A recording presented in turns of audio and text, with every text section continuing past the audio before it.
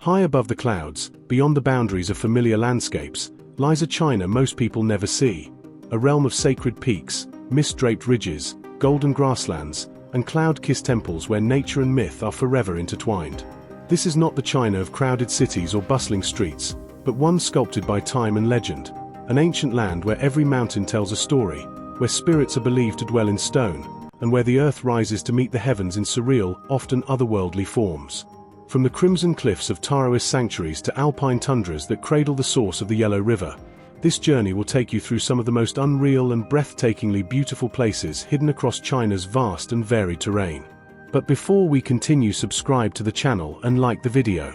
Mount Qiyun, or Qiunshan, located in Anhui province, stands among China's 4 sacred Taoist mountains, yet it remains one of the less trodden, more mystical of the sacred peaks.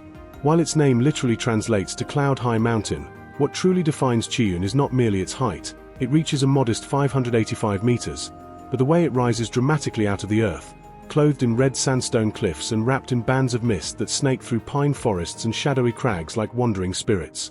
Its relatively small scale becomes irrelevant the moment one steps into its world of stillness, spirituality, and stone-scripted history. Mount Qiyun's spiritual significance stretches deep into the early development of Taoism, and it has been a destination for hermits, sages, and wandering poets for centuries. Unlike Mount Tai's imperial grandeur or Mount Hua's dramatic verticality, Qiyun invites a subtler experience. Its serenity penetrates the traveler slowly, like a mountain stream quietly etching its way through rock. The mountain's sacredness lies in its embodiment of Taoist ideals, harmony with nature, the fluidity of clouds and wind, and the enduring presence of spirit in stone. The red cliffs of Qiyun are streaked with over 230 stone inscriptions, calligraphic masterpieces etched directly into the rock over centuries. Some are bold proclamations from Qing and Ming dynasty officials, others quiet meditations left behind by monks or literati. These writings are not merely decorative but represent the Taoist pursuit of permanence through thought, even as everything else is transient. The calligraphy becomes a dialogue across centuries, woven into the very fabric of the mountain. One of the most iconic features is the Zhenxian Cave, a natural grotto that hosts a Taoist temple nestled within the folds of rock. Visitors enter through narrow crevices and stone stairs that hug the cliff face, only to find themselves in a world of incense, quiet chanting, and the occasional crack of thunder echoing like a divine whisper. There's an ineffable calm that settles over the heart as the sound of temple bells rises into the mist, mingling with the wind and birdsong. Then there's the Taoist temple complex itself, some parts modest and crumbling, others restored to quiet splendor. The main temple, Yuhua Hall, dedicated to the deity Zhenwu Dodi, sits poised at the edge of a cliff, as if ready to take flight into the swirling clouds. The air is often thick with fog, but on clear days, the view stretches across an ocean of undulating green hills, their peaks poking through the mist like islands in the sky. But Qiunshan is not solely about spirituality. The ecological diversity here is subtly rich. The damp cliffs and high humidity create ideal conditions for mosses, lichens, and orchids, and in spring, the forest floor glows with wild camellias and magnolias. Pine trees twist over cliffs like ancient brushstrokes, their limbs gnarled from centuries of wind and rain. The terrain is layered, at times vertical and austere, and at other moments gently sloping and carpeted with soft grass and mountain wildflowers. Hiking Qiunshan is a journey through poetic layers. There's a feeling of stepping not only through terrain but into a living scroll painting. Many Chinese poets of the Tang and Song dynasties journeyed here, and their verses still echo in the naming of paths and outcrops. You can walk along Immortal's platform or Cloud Perch Terrace, where scholars once gazed at the moon and debated the movements of the stars in light of the Tao. And though it feels worlds away from the modern world, Qiunshan is just a short distance from Huangshan, the famed Yellow Mountains. Yet it receives only a fraction of the attention, making it an ideal retreat for those seeking not grandeur but inner reflection. Here, nature and spirit are not separate. Each rustling leaf, each drop of water, each curling mist is part of a sacred rhythm. One does not conquer Qiunshan. It accepts you, silently and slowly, into its embrace. The local villages that dot the base of the mountain, stone-walled hamlets shaded by bamboo groves and plum orchards, have preserved ancient customs and architecture. The nearby town of Xiaoning offers an authentic window into rural Anhui life, from hand-woven textiles to tofu made with mountain spring water. Pilgrims and tourists alike often end their day with a cup of local green tea, grown on the terraces below the cliffs, its fragrance infused with the mineral essence of the mountain itself. At sunset, when the red cliffs blaze like fire and the fog rolls in from the valley, Mount Qiyun feels suspended between worlds, part history, part myth, part dream. It's a place that does not overwhelm with scale or spectacle but invites you into a deeper kind of awe. For those who walk slowly, breathe deeply, and listen carefully, Qiyun offers one of the most surreal and sacred landscapes in all of China. A hidden masterpiece painted not with bright color but with cloud, stone, silence, and soul.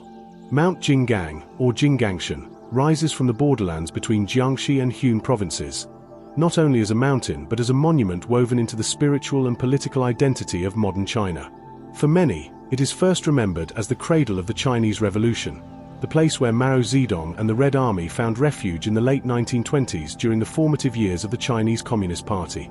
But to define Jinggangshan merely by its political legacy would be to overlook the profound ecological, cultural, and aesthetic depth of this vast and layered region. This is a land where history and nature are inseparably entangled, where waterfalls veil cliffs that once sheltered guerrilla fighters, and where trails wind through forests that echo with more than just the wind. The topography of Mount Qinggang is as complex as its past. Unlike singular, sharply rising peaks, Jinggangshan is a sprawling mountainous region, more a rugged massif than a lone summit.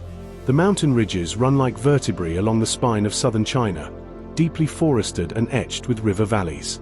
Its elevation ranges between 401,770 meters, with the highest point being Mount Huangyangji, a name known to every schoolchild in China for its pivotal role in revolutionary warfare.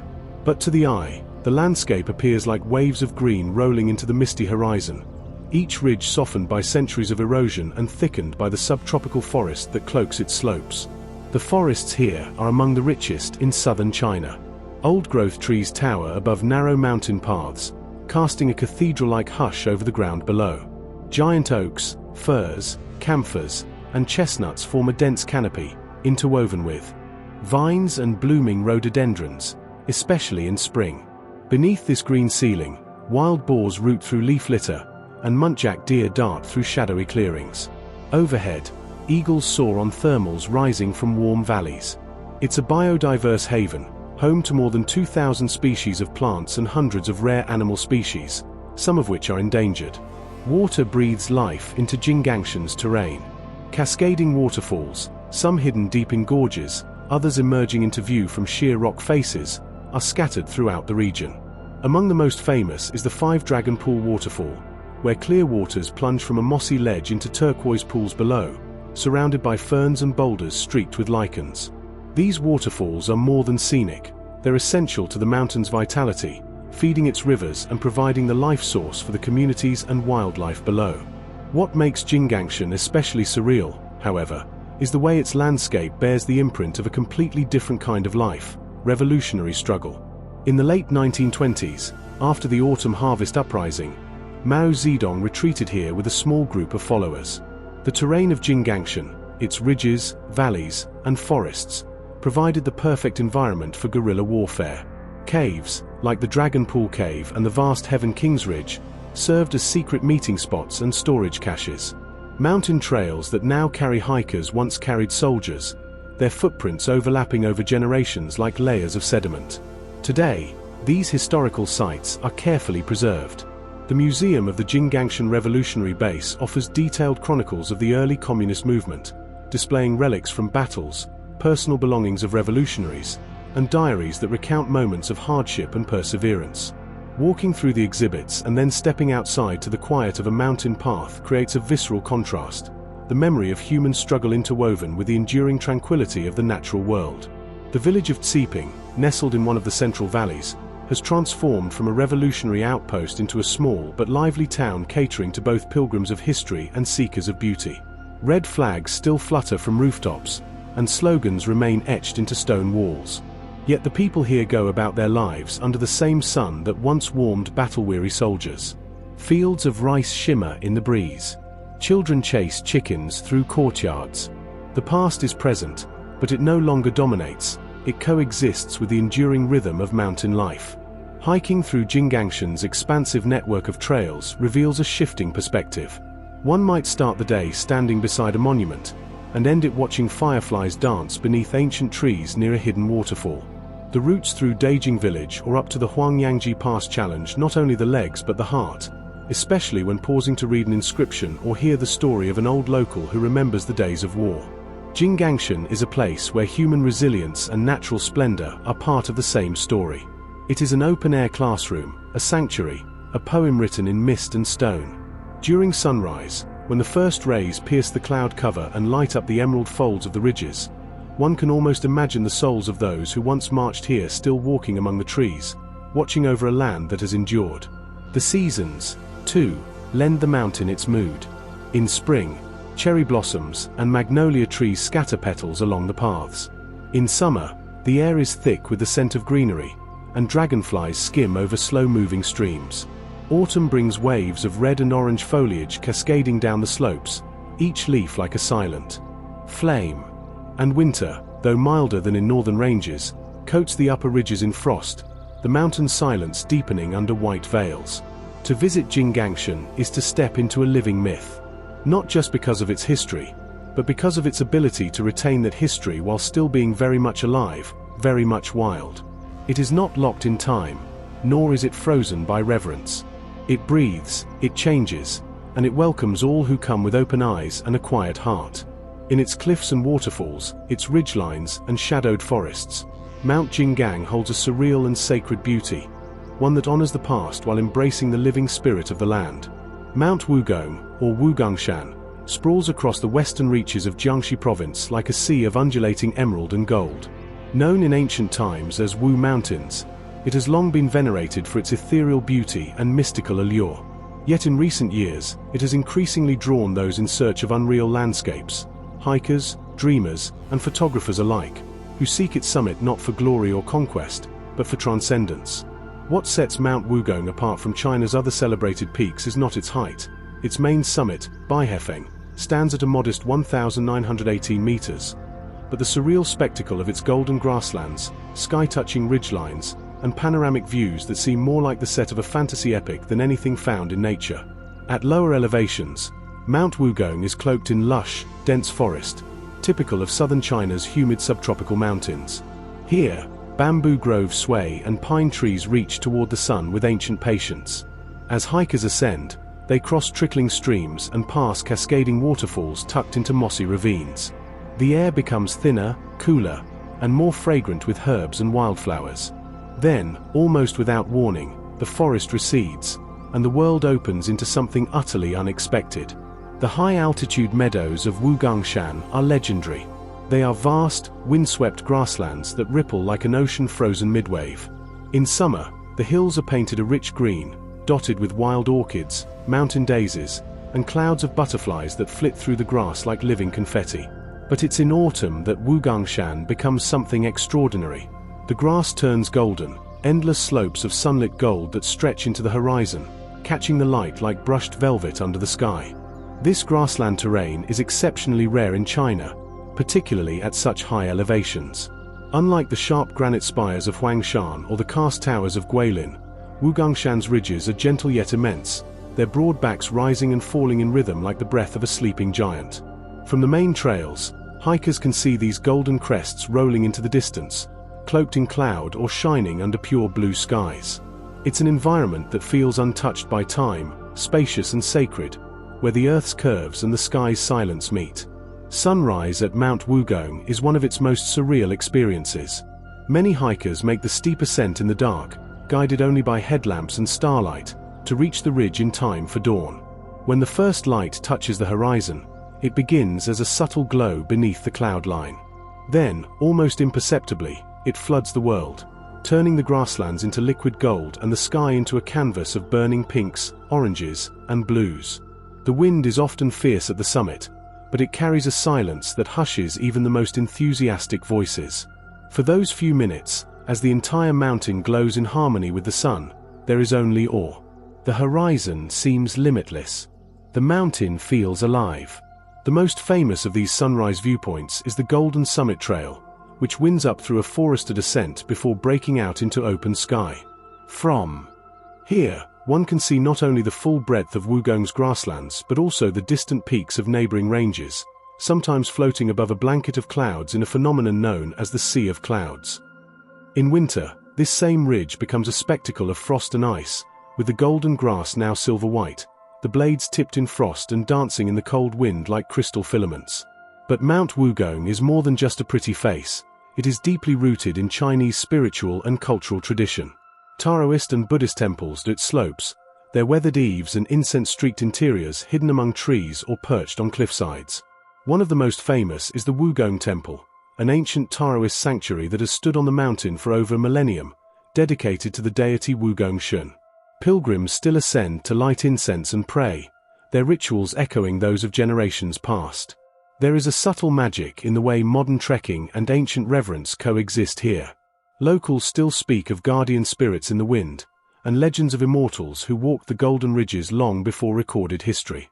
The mountain has long been a place for retreat and meditation, attracting sages and poets throughout the Tang and Song dynasties. Even today, visitors often find themselves moved not only by the scenery but by a strange, unspoken clarity that seems to come with the wind and the wide sky. The accessibility of Wugongshan has improved dramatically in recent years. Entry points from Pingxiang, Luxi, and Anhui counties offer well-maintained trails, though the mountain's vastness ensures that solitude is never far away. Popular routes include the main north-south traverse, which allows hikers to spend several days crossing the full breadth of the highland meadows, camping under the stars or in simple shelters set up near key waypoints. Yet despite growing popularity, Wugongshan has retained its essence, thanks in part to conservation efforts and the simple vastness of its terrain, which absorbs crowds like a sponge without losing its quiet. Clouds are constant companions on Wugongshan. On many days, they arrive by late morning, low-lying, fast-moving, brushing the grass and sweeping across the ridgelines like gauze unraveling from the sky. The light plays tricks in this shifting atmosphere. Distant peaks appear and vanish. The horizon folds and unfolds. In certain conditions, one might even witness the rare Buddha's light, a circular rainbow halo formed when sunlight shines behind a climber, projected onto clouds below, a mystical spectacle that ancient monks once believed marked the presence of divine energy. Ecologically, the grasslands also support a unique range of flora and fauna. The absence of dense tree cover allows alpine herbs and flowering plants to thrive.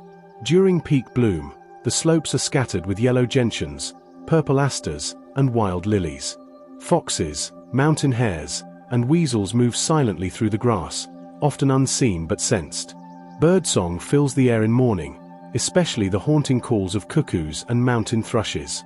What truly defines the experience of Mount Wugong, however, is its spaciousness, not only of land but of emotion. It is a place that inspires introspection, wonder, even transformation. You don't just visit Wugongshan, you walk it, breathe it, surrender to it. Whether sitting in the long grass alone at twilight, or standing on a breezy ridge with wind in your hair and clouds below your feet, there is a sense of infinite space. Not the kind that makes one feel small, but the kind that makes one feel open, light, and limitless. Mount Wugong is not just unreal in its beauty, it is unreal in the way it makes you feel, in the way it dissolves the boundaries between earth and sky, self and world. History and now. It is a place of grass, gold, and clouds, a dreamscape rooted in stone.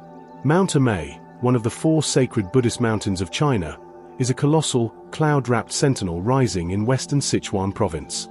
Its summit reaches an impressive 3,099 meters, but the middle slopes, often bypassed by those rushing to the top, hold some of the most surreal, untouched, and spiritually immersive landscapes in all of China. To walk the middle regions of Mount Animaqing is to step into an ancient, breathing world of shadowy forests, murmuring waterfalls, elusive wildlife, and temples suspended between heaven and earth. These middle slopes are where the mountain reveals its quieter soul, untroubled by time, rich with life, and saturated in fog. Unlike the summit, which often bustles with pilgrims seeking to glimpse the famous Sea of Clouds, or the golden statue of Samantabhadra atop the Golden Summit, the middle elevations offer solitude and mystery. Here, between roughly 1,000 and 2,400 meters above sea level, the terrain becomes lush and layered, rolling ridges blanketed in a thick coat of primeval vegetation. The forest is deep and constantly moist, nourished by near-constant mist, rainfall, and cloud condensation. This produces a cool, perpetually damp ecosystem where moss carpets rocks, vines coil around trunks, and countless shades of green blend into a dreamlike tapestry. The biodiversity of these slopes is staggering. Mount Animaqing is considered one of the most ecologically rich areas in all of China, hosting over 3,200 plant species, many of them rare or endemic. Giant ferns, rhododendrons, and thick clusters of bamboo give the trails a prehistoric feeling. In spring, the forest bursts into bloom with orchids and wild azaleas. In autumn, the canopy explodes into reds and golds, the colors glowing faintly through swirling mist. Hidden among the foliage are animals found nowhere else: a Meishan lyre, a striking, red-faced bird, rare salamanders, civets, and barking deer. The region is also home to the elusive and endangered Chinese giant salamander, sometimes spotted in the cooler mountain streams. But perhaps the most iconic residents of the middle slopes are the Tibetan macaques. These monkey troops, both feared and revered, have made Mount Animaqing their domain for centuries.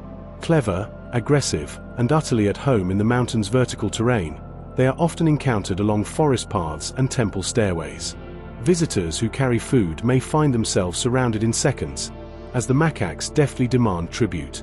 Their expressive faces and boldness add a strange liveliness to the otherwise serene atmosphere.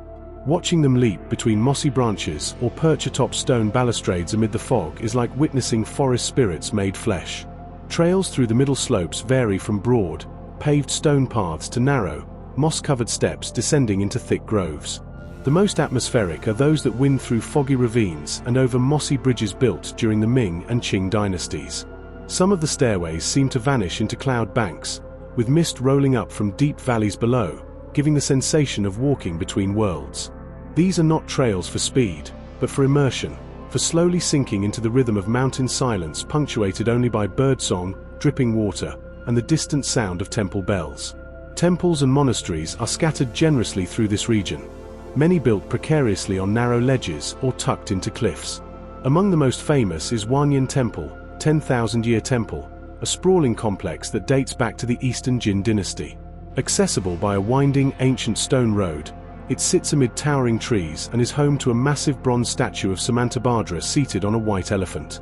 The temple, perpetually shrouded in mist, feels more like a vision than a structure, a dream of faith preserved through centuries. Monks in crimson robes walk slowly along corridors lined with red lanterns, their chants floating through the pine-scented air. Another gem is the hidden Qiyun Pavilion, located where two mountain streams converge in musical harmony. The name Qiyun means pure sound, and the gentle gurgle of water mixed with bird calls justifies the name. Set on a small outcrop and surrounded by steep, forested slopes, the pavilion is a masterwork of Taoist and Buddhist architectural fusion. Red pillars, upturned eaves, and finely carved beams. It is a place of peace and reflection, and often overlooked by those heading to more prominent sites. At times, the middle slopes seem completely detached from the modern world. There's no vehicle noise, no artificial light, only the soft crunch of leaves, the rhythmic pulse of your footsteps, and the ever-present embrace of mist.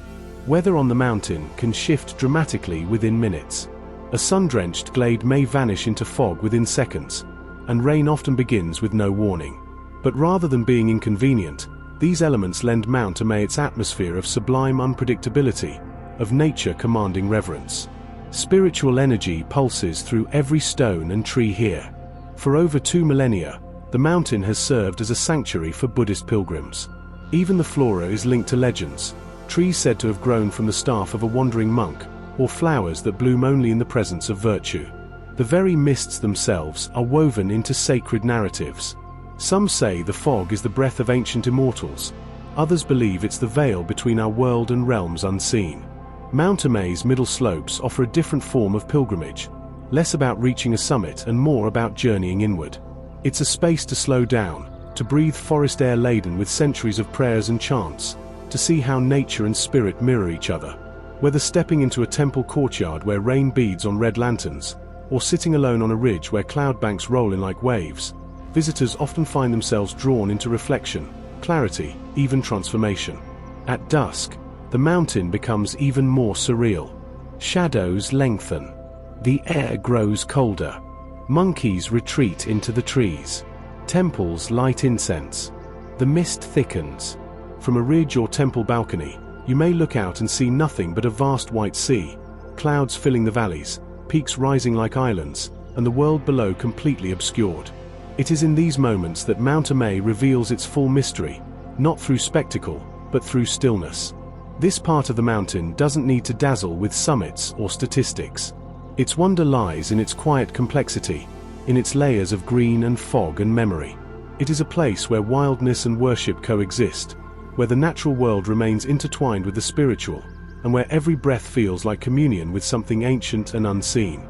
Mount Dazhou, or Dazhou Mountain, rises like a sentinel over Fujian's eastern seaboard, not in the soaring fashion of China's inland giants, but with a kind of quiet, coastal authority. Located near the city of Ningde, this mountain belongs to a distinctive breed of Chinese peaks, those that stand where land meets ocean, where granite cliffs gaze over rolling waves, and where mist from both sea and sky converge to create landscapes at once airy and monumental. It may lack the fame of the inland sacred ranges, but Dazhou offers something deeply unique. A seamless blending of maritime horizon, rugged geology, subtropical forests, and centuries-old tea culture cultivated on its slopes. What makes Mount Dazhou surreal is not only its geographical contrasts but also the atmospheric tension it carries. As one ascends, the scents of brine and pine mix with drifting vapors from the inland highlands. Cliffs emerge abruptly from the undergrowth, smooth-faced granite boulders and vertical sheets of weathered rock that catch morning sunlight like polished bronze. These natural monoliths, shaped by eons of sea winds and rain, have a sculptural quality to them, resembling abstract forms one might find in a mountain temple courtyard. It is not uncommon for low-hanging clouds to graze these formations, softening their angles and giving them a dreamlike, floating appearance. The sea views from Mount Dazhou are among the most arresting in southeastern China. From various highland lookouts, the Pacific stretches to infinity, textured with fishing boats, salt glimmers, and shifting currents. On clear days, one can see tiny islands dotting the horizon like jade beads on blue silk. During dawn, the ocean glows a cold silver. By late afternoon, it burns orange, mirroring the sun's descent. At night, if the sky is clear, the constellations seem to descend and hover just above the waterline.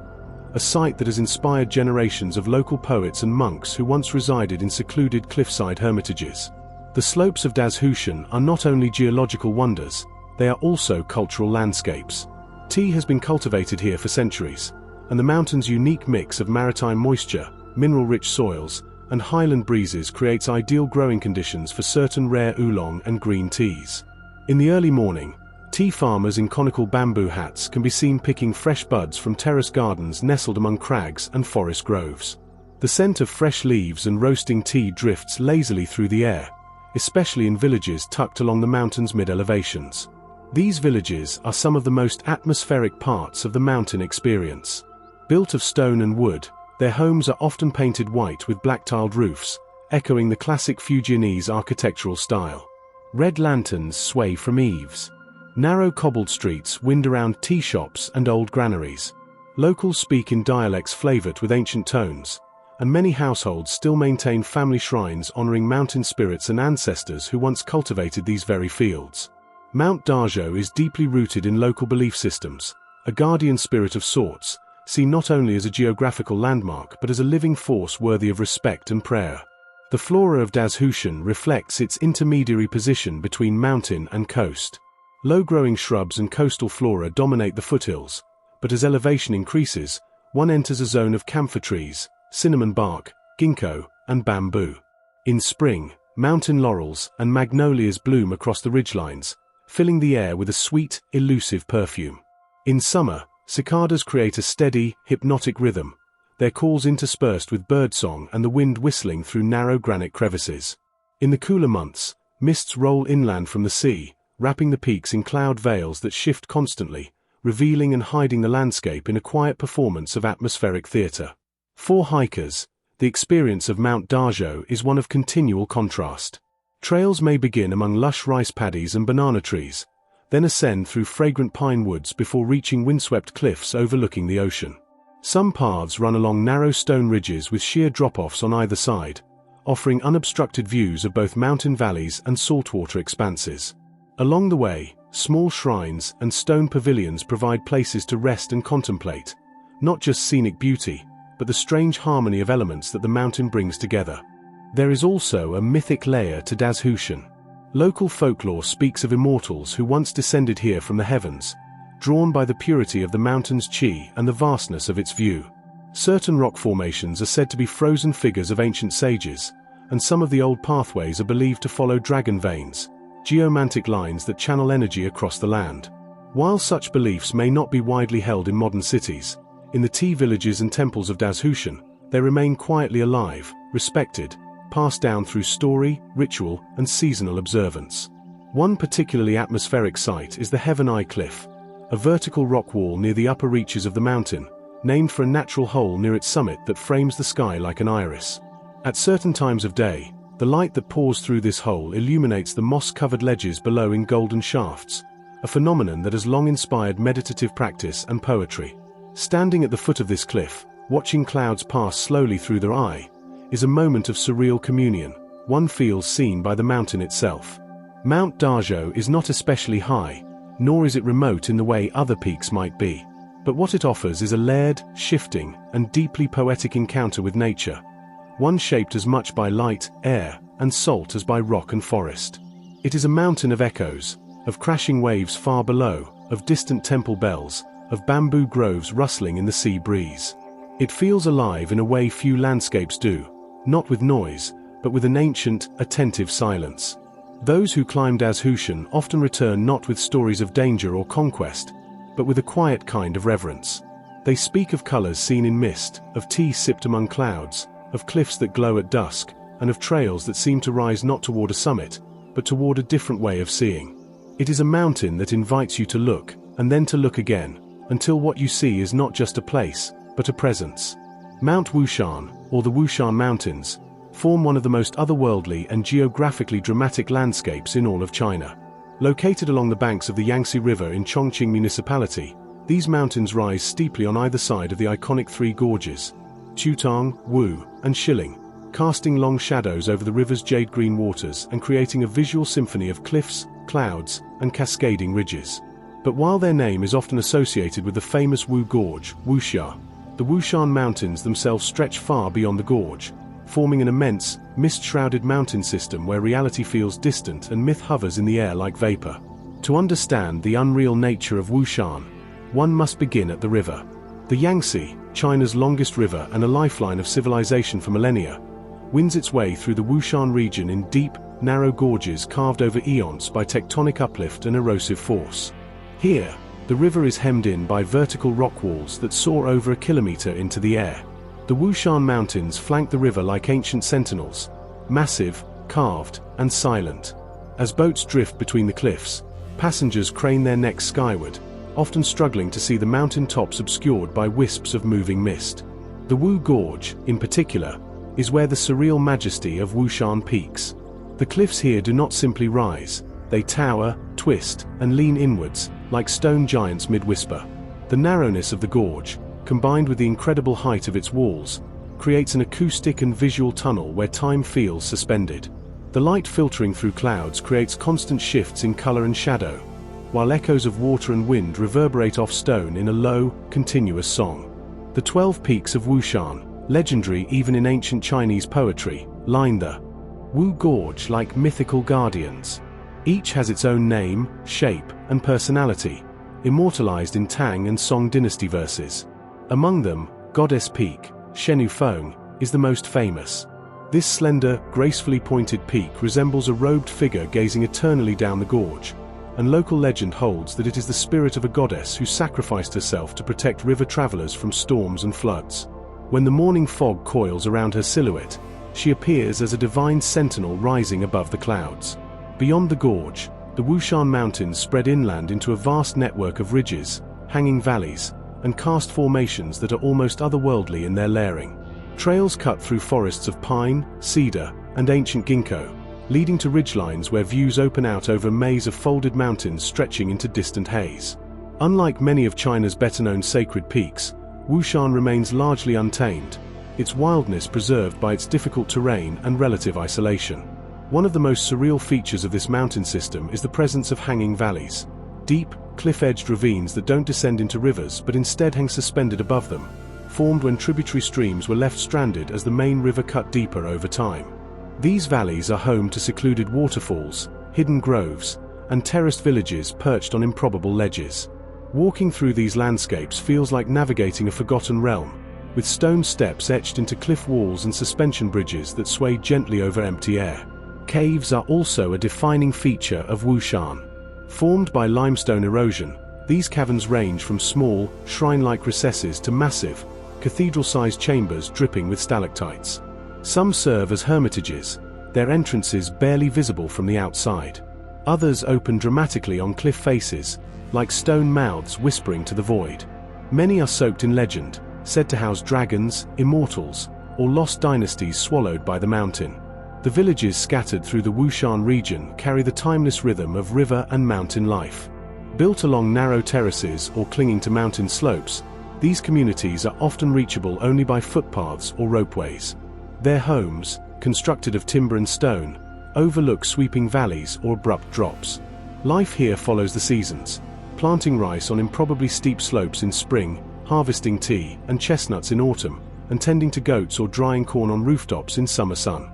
The people of Wushan live not beside the mountain, they live within it, their daily rhythms molded by the terrain's demands and blessings. As if nature weren't dramatic enough, the region's atmosphere elevates the experience into the surreal.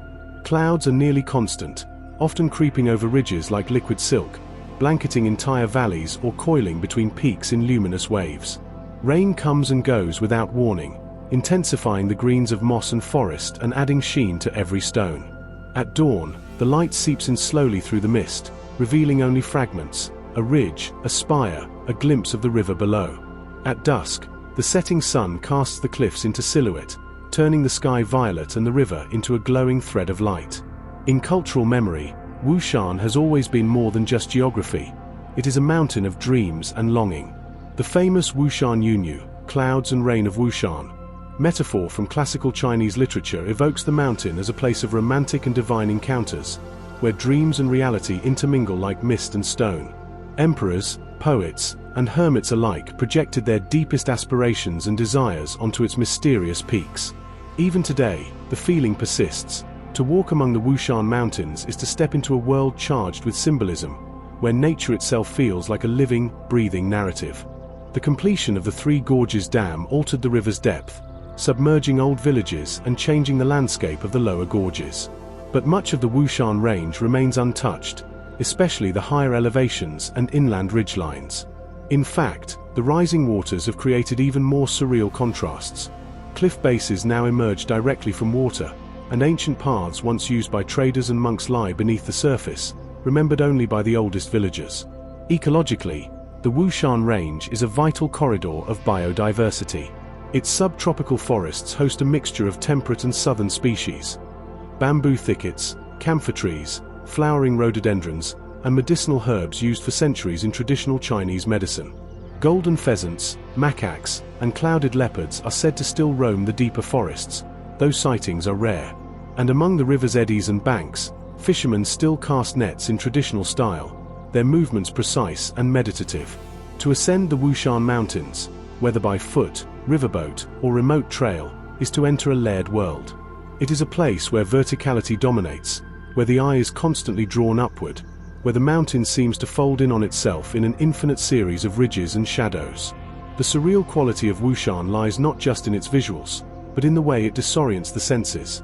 The scale defies comprehension, the fog obscures time, and the quiet, broken only by wind and water, draws the traveler inward. Mount Wushan is not a mountain to be conquered, but one to be listened to, felt, and remembered.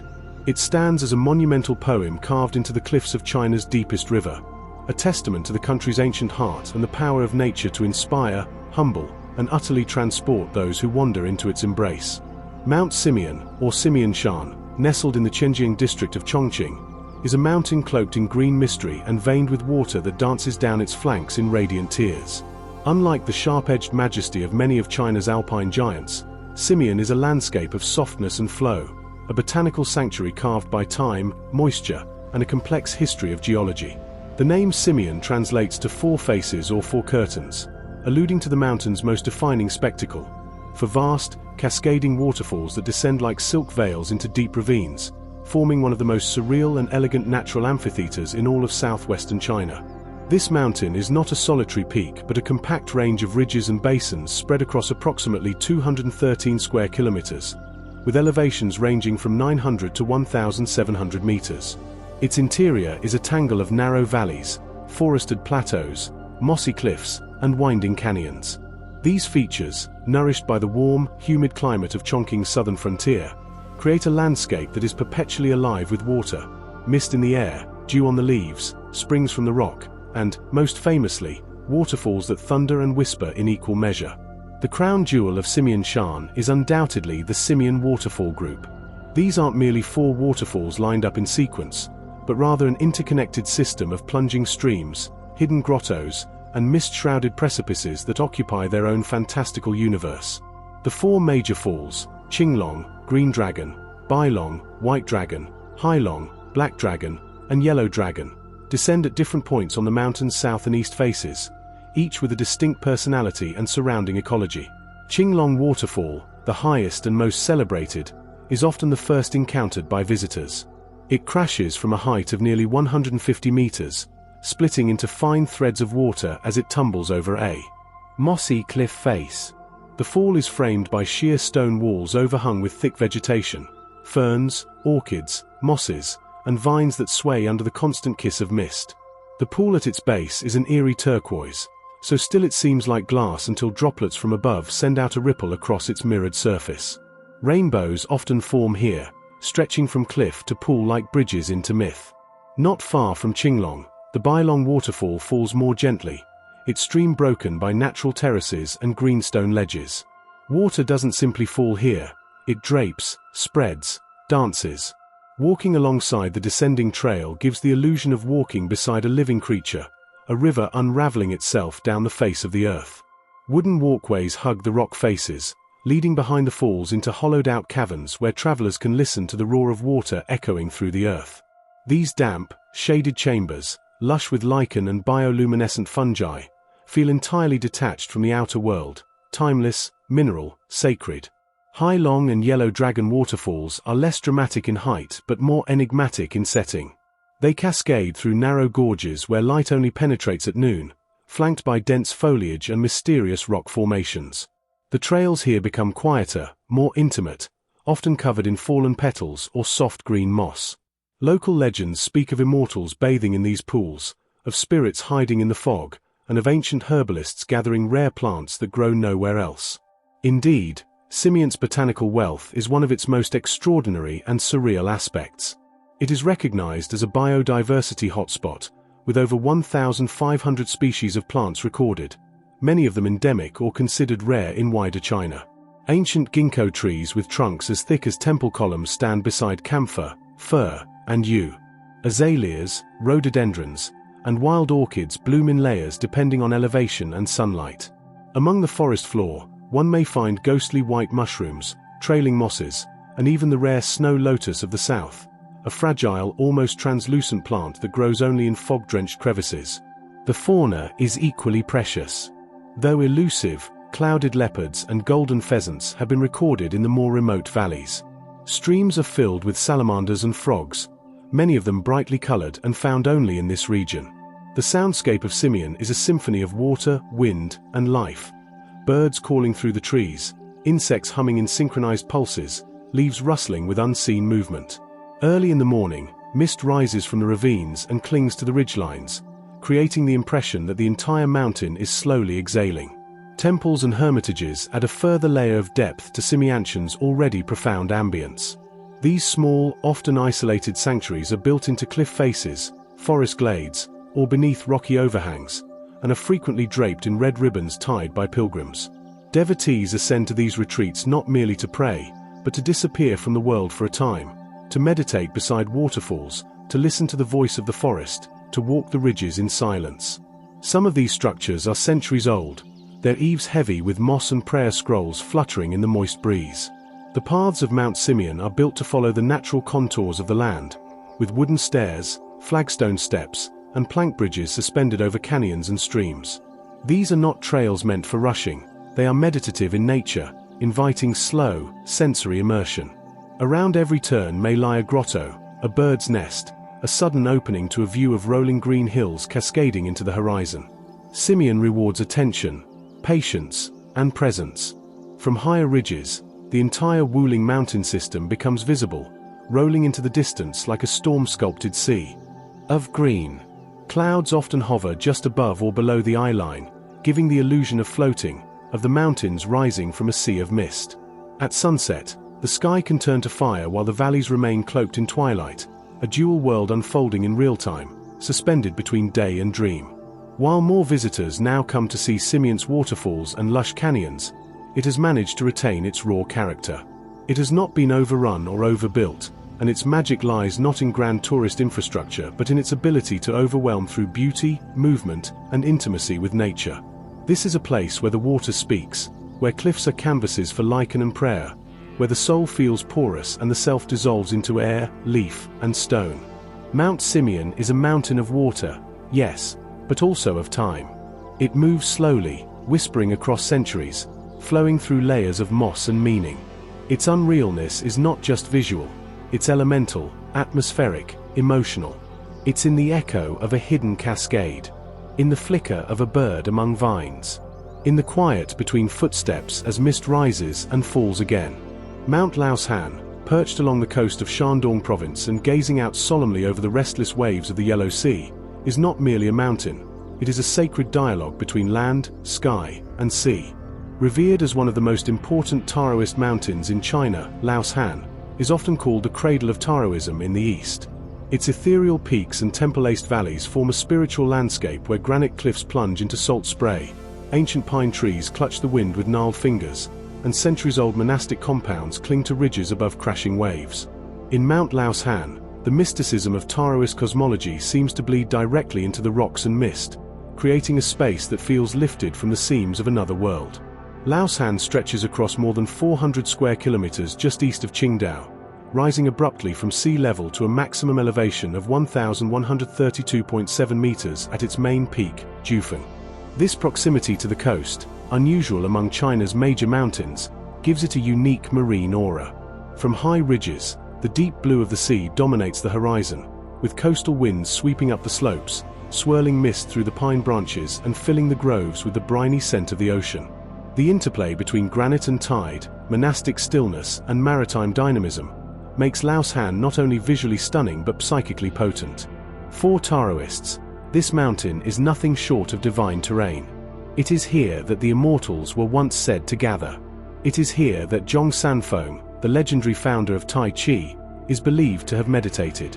In the ancient texts and oral traditions of Taoist lore, Laoshan is described as a meeting point between the mortal world and the celestial, a place where practitioners might glimpse eternity through contemplation, breath, and attunement to nature. Even today, spiritual seekers and martial artists ascend its slopes in pursuit of these ancient harmonies. The temples scattered throughout Laoshan form a spiritual latticework tied into the rock itself. The oldest and most revered among them is the Taiching Palace, whose foundations date back over 2,000 years. Nestled within a shaded grove near the coastline, Taiching blends seamlessly with its environment, its curved eaves echoing the shapes of nearby cliffs, its courtyards opening toward the sea breeze. Stone inscriptions, bronze incense burners, and delicate calligraphy etched into wooden beams all speak to a centuries-long tradition of Taoist practice. Here, amid chanting monks and rustling bamboo, the secular world fades. The air itself seems charged with qi, the vital energy of Taoist metaphysics. Higher up the mountain, the Shangqing Palace and Mingxia Cave offer more secluded sites of pilgrimage. Shangqing, whose name means highest clarity, sits like a throne on a granite outcrop, offering views over the churning waters below. Monks here tend to medicinal gardens and perform rituals that have remained unchanged since the Song dynasty. Mingxia Cave, a natural grotto, was historically used for meditation and internal alchemical practice, a realm of stillness where a practitioner might merge body and spirit into the Tao. These places are not just cultural artifacts, they are living expressions of a spiritual tradition deeply rooted in the landscape. But Laoshan is not only sacred, it is profoundly geological. Its mountains are composed largely of white and pale pink granite, streaked with veins of quartz and feldspar. Over millennia, wind and water have sculpted the rock into surreal forms. Towering pillars, rounded domes, split cliffs, and crested ridges that mimic the folds of dragon backs. These formations are often adorned with ancient inscriptions, poems, aphorisms, and spiritual declarations carved directly into the stone by scholars, monks, and pilgrims throughout history. Walking the trails, one is surrounded not only by cliffs and forest but by voices echoing from dynasties past. The views from Laoshan are a study in contrast. To one side, the boundless yellow sea rolls to the horizon, its color shifting from deep indigo to misty gray with the moods of the weather. Fishing boats dot the waters, their sails like brushstrokes on an ink painting. Waves crash against the jagged foot of the mountain, where sea caves and tidal pools host marine life rarely seen by casual travelers. On the other side, the land stretches inland toward the vineyards and beaches of Qingdao, a city built under European colonial influence yet dwarfed by the sacred grandeur that rises behind it. Laoshan is also home to numerous freshwater springs, some said to have healing properties, others simply cold and clear, emerging from stone fissures deep within the mountain. Laro Spring, the most famous, was a favorite of emperors and poets alike.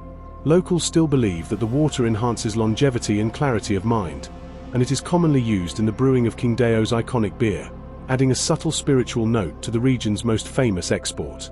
Biodiversity thrives in this microclimate created by elevation, ocean currents, and forest canopy. Mount Laoshan's slopes are home to thousands of plant species, many of them with traditional medicinal value. Gnarled pines, ancient cypresses, and wild tea bushes cling to the rocky earth, while orchids, peonies, and lotus flowers bloom in secluded pockets of sunlight. Birds, hawks, thrushes, herons, glide overhead or nest among the rocks, adding their cries to the chorus of wind and wave. Trails are abundant and varied, from gentle seaside paths that follow the cliffs to steep, meditative stairways carved into the mountain's spine. Some routes pass through tunnels in the rock, others skirt the edge of vertiginous drops where safety chains shimmer with the prayers of travelers. There are sections where hikers move through silent pine groves, others where they ascend beneath dripping granite arches. Each trail is a different thread woven into the larger tapestry of Laoshan's enchantment. Yet despite its long history and spiritual importance, Mount Laoshan remains refreshingly untamed. While visitor centers and cable cars exist near major entrances, the bulk of the mountain remains a realm of natural rhythms. The mist still moves freely through the valleys. The waves still echo across the rocks. Pilgrims still light incense at sunrise and bow silently before ancient altars. To stand atop one of Laoshan's outer peaks at dawn is to witness something utterly unreal, a liminal space where cloud banks crawl inland from the sea, where temples emerge from the fog like memories, and where the wind carries not just salt but centuries. In this place, time does not rush. It spirals, hovers, fades, returns. Mount Laoshan is where the sea becomes stone, and stone becomes sacred. It is a place of convergence, of sky, water, granite, pine, and prayer. To visit is to walk into a living scroll of Taoist philosophy, inscribed not just in text, but in terrain. Unreal not because it is imagined, but because it makes the visitor question what is real. In the sea spray on ancient rock, in the chant echoing from behind temple doors, in the silence that follows every gust of wind, Laoshan endures as a vision of harmony, mystery, and timeless awe. Mount Daming, or Damingshan, rises like a verdant wave from the dense heart of Guangxi Zhuang Autonomous Region, an ethereal highland domain where misty ridges unfurl like sleeping dragons beneath the heavens. Revered locally as the green pearl of Guangxi, this breathtaking mountain range merges cloud forests, intricate karst geology, and a climate soaked in moisture and mystery. Mount Daming may not carry the same national fame as China's more iconic peaks, but its seclusion is its power. Here, nature thrives with quiet splendor, untamed and undisturbed, offering one of the most immersive and unreal landscapes in all of southern China. Unlike the sheer peaks of Zhangjiajie or the alpine drama of Huangshan, Mount Daming's beauty is intimate and immersive. It envelops rather than overwhelms. The range forms part of the Yunnan-Guizhou Plateau's eastern stretches and is composed of a sprawling mosaic of karst hills, forest-cloaked ravines, and hidden waterfalls. These limestone ridges are ancient, worn smooth in places and jagged in others, shaped over millions of years by wind, rain, and subterranean streams. Their forms are unpredictable, Domes, spires, sinkholes, and ridged outcrops fold into each other like the rumpled edge of a dream. Cloud forests blanket the upper elevations of Damingshan, creating one of the most ecologically rich habitats in China. These montane rainforests are draped in shifting fog for much of the year, especially in spring and autumn, when warm air from the lowlands collides with cool mountain currents. The mist does not merely obscure the view, it transforms the forest into a ghostly realm of silhouettes and silver light. Trees seem to float in vapor, their twisted trunks covered in moss, orchids, and epiphytic ferns. Everything glistens with dew. Birdsong is muffled, distant. Paths vanish into swirling curtains of white. The forest floor here is a living tapestry. Ferns unfurl like green calligraphy across the underbrush. Wildflowers, some rare and endemic, line the trails with sudden bursts of color. Vivid blue gentians, golden orchids, delicate pink rhododendrons, and silver-white edelweiss that clings to high, exposed ledges. At various times of year, parts of the mountain erupt into bloom, turning foggy meadows into glowing carpets of petals, humming with bees and flitting with butterflies. Damingshan's biodiversity is remarkable. Its ecological importance has earned it designation as a national nature reserve, safeguarding a range of flora and fauna that thrive only in these humid, high-altitude niches. Giant salamanders hide in cold mountain streams, their presence as ancient as the rocks themselves. The elusive clouded leopard is rumored to pass through the deeper forests, though sightings are rare. More frequently spotted are muntjac deer, golden pheasants, and the crested serpent eagle gliding in circles above the ridgelines. There are also countless insects and amphibians, many of which have yet to be fully studied or catalogued. Hydrology is one of Mount Daming's silent wonders. Countless small streams tumble through the folds of the hills, carving channels through stone and pooling into jade-colored basins. Waterfalls burst from hidden gorges, their white ribbons suddenly visible through trees like silk tossed from the sky. The most famous of these is the Shenlong Waterfall, Divine Dragon Falls, which plummets in a series of steps through the forest and feeds a crystalline pond below. In high summer, these waters reflect the foliage like a mirror, but in winter they often freeze into jagged icicles, locking the jungle in stillness. While Damingshan is primarily a natural treasure, there are scattered traces of human presence, humble, reverent, and integrated with the terrain.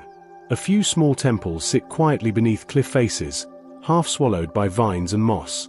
Local legends whisper of immortals who once practiced cultivation here, and villagers still leave offerings of incense and fruit near sacred springs. Occasionally, travelers may come across a hermit hut, built of stone and bamboo, where a solitary ascetic lives off the land, steeped in silence and wind. Access to Mount Daming is limited, which helps preserve its atmosphere of secrecy and awe. A single road winds slowly up the lower reaches of the mountain, narrowing into rough paths that ascend by foot. The journey is demanding but profoundly rewarding. Each turn offers a shift in perspective, new layers of ridges emerging from the fog, the sounds of distant water calling one forward, moss-covered stones beneath the feet, cool mist brushing the skin like breath. There are no crowds, no noise, no souvenir stalls here. Only the mountain, alive in every sense, and the feeling that one has stepped into the unguarded soul of the earth. Weather changes frequently on Damingshan. It can be warm and golden in the morning, humid with the scent of flowering trees, only to shift suddenly by afternoon into rain and fog. The storms are intense but brief, often giving way to light that breaks through the cloud cover in radiant beams, spotlighting pockets of the forest with almost divine clarity. These transitions, the dynamic interplay of sun and rain, fog and foliage, silence and birdsong, are what give Damingshan its unreal, almost enchanted quality. In the late afternoon, the mountaintop glows.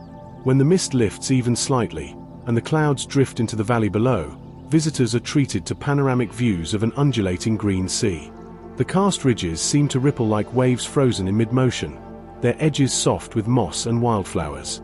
The light filters sideways through layers of forest, touching everything with amber warmth before nightfall descends. In these final golden hours, Damingshan resembles a painting come to life, a dreamscape preserved in living, breathing form. And yet, for all its silence and solitude, Mount Daming is not inert. It is wild, visceral, ever-changing.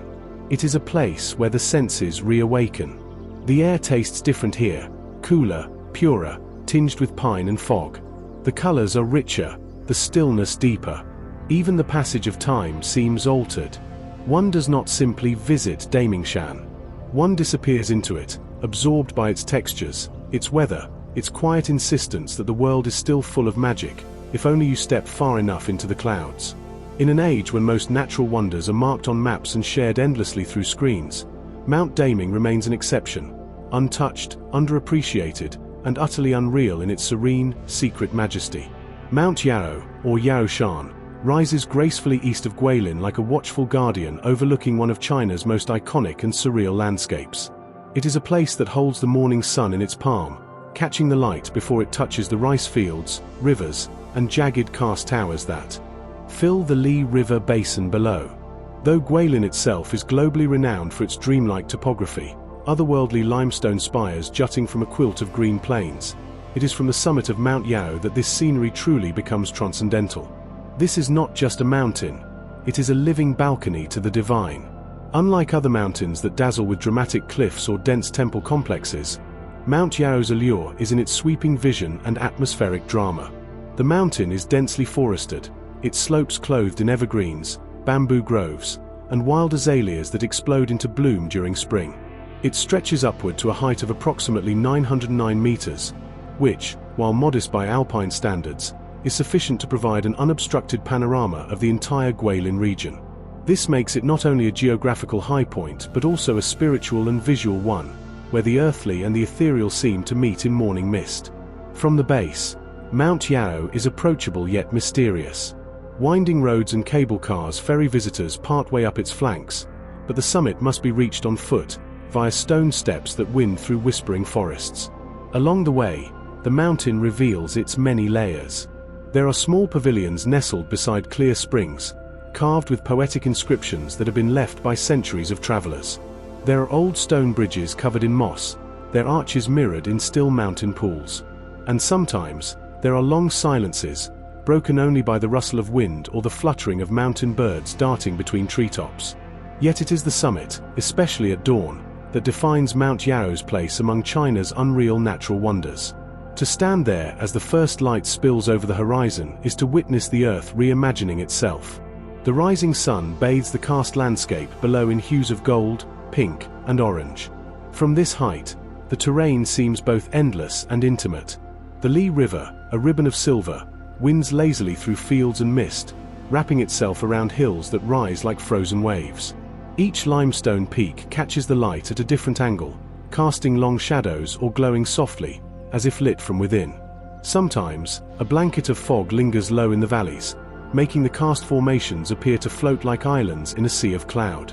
It's a sight that seems lifted from a Chinese ink painting, except here, it breathes, it changes, it speaks. This view has long inspired poets, painters, and pilgrims. Historically, Mount Yao was considered an auspicious site, named after Emperor Yao, one of China's legendary sage kings of antiquity. While there's little historical evidence to suggest Yao himself ever ascended the mountain, the name has become part of the cultural mythos that lends the place a deeper resonance. The idea of a noble ruler surveying the world from this vantage point has persisted for centuries, blending history, legend, and landscape into a single, seamless narrative. But Mount Yao is more than a viewpoint. The mountain is also alive with biodiversity, especially in its forested lower reaches. In spring, the slopes bloom with wildflowers, azaleas, lilies, orchids, while in summer, the humid air is filled with the buzzing of cicadas and the distant calls of cuckoos. Rare butterflies flutter through bamboo groves, and streams cascade down mossy rock faces, their trickle echoing like song through the trees. Ferns crowd the base of old trees, and tangled vines reach high into the canopy, creating an ecosystem as lush and thriving as any tropical highland. In autumn, the leaves blaze into reds and golds, and the air sharpens with the cool clarity of the season. And then, in winter, a rare frost might dust the summit in silver, a crystalline veil that softens the contours of the forest and makes the karst horizon gleam like cut glass beneath a pale sky. No matter the season, Mount Yao seems to wear the weather like a garment, constantly changing, never still. Scattered across its paths are Taoist temples and shrines, small and unassuming but filled with history and incense. These places often sit near springs or caves, believed to be spots of strong qi or spiritual energy. Monks still tend to these spaces, offering chants and tea to passing travelers. One of the more notable sights is the Lingshu Pavilion, perched precariously on a cliff edge and offering a near 360-degree view of the rolling terrain below. From there, you can see the entire Li River Valley unfold like a scroll, each bend of the river, each hill, each village nestled at the foot of a peak. One of Mount Yao's most unique features is its uncanny stillness. Even when clouds pass overhead or breezes stir the treetops, there is a serenity here that seems timeless. The air is fresher, cleaner. It carries the scent of pine needles, stone, and distant rain. For many who ascend Mount Yao, the experience becomes more than just sightseeing. It becomes meditative, even spiritual. Time slows. The eyes see farther. The heart feels lighter. In recent years, efforts have been made to preserve this mountain from the excesses of tourism. Unlike other scenic spots that suffer from overcrowding, Mount Yao remains relatively peaceful. It is not yet fully commercialized, and much of its infrastructure, wooden walkways, stone steps, shaded resting pavilions, blends seamlessly into the landscape. It feels less like a tourist site and more like a sanctuary for the senses. And this is what makes Mount Yao so utterly unreal, its ability to straddle opposites. It is both accessible and remote, modest in height yet overwhelming in scope, steeped in myth yet utterly present. It offers a vision of China both ancient and eternal, not from the ground looking up, but from the sky looking down. From its summit, one sees not only the land but also the stories that rise from it. Tales of emperors, painters, monks, and wanderers who once stood where you now stand, bathed in the same light, staring at the same sea of peaks. In a country rich with wonders, Mount Yao remains one of its most quietly extraordinary. Not because it demands your awe, but because it earns it slowly, through silence, space, and the kind of beauty that doesn't fade with the setting sun but deepens into memory. Mount Qianping, or Changpingshan, rests gently on the outskirts of Suzhou in Jiangsu province, an area already famed for its delicate classical gardens, winding canals, and scholarly aesthetics. Though not soaring in height like many of China's grander peaks, Qianping stands apart as a spiritual and cultural landmark, a mountain of poetry and brushstrokes, of mist and memory. Its name translates to Level Heaven Mountain, a serene and balanced title that captures its character, quiet, cultivated, and steeped in both natural elegance and artistic legacy. What truly distinguishes Mount Qianping is its association with Shi Dao, the revolutionary painter, monk, and thinker of the early Qing dynasty. Born into the remnants of the fallen Ming royal family and later turning to monastic life, Shi Dao brought a radical and personal vision to Chinese ink painting, an expressive, freehand style that pushed beyond the rigid constraints of tradition. He famously extolled spontaneity and personal emotion in art, and much of his inspiration is believed to have flowed from the atmosphere and stone-clad paths of Changpingshan.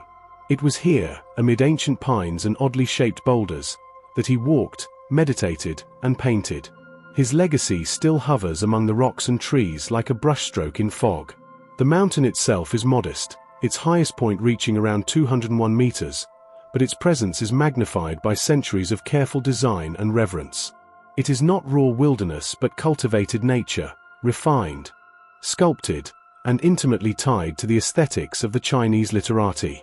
Walking its paths feels like stepping through a living painting, where every bend of the trail reveals a scene worthy of ink and rice paper. Jagged stones erupt from mossy ground, pavilions perch on scenic ledges, and bamboo groves whisper ancient secrets in the wind. Changpingshan is perhaps most famous for its three wonders: its rocks, its springs, and its maple trees. First, the rocks. These are no ordinary stones scattered by chance. They are the heart of Changpingshan's surreal and ornamental landscape. The stones here are strangely contorted, eroded by time and weather into abstract forms that inspired not only Shi Dao but generations of Suzhou scholars, poets, and painters. Some stones are narrow and towering, others squat and twisted, resembling crouching beasts or tangled roots.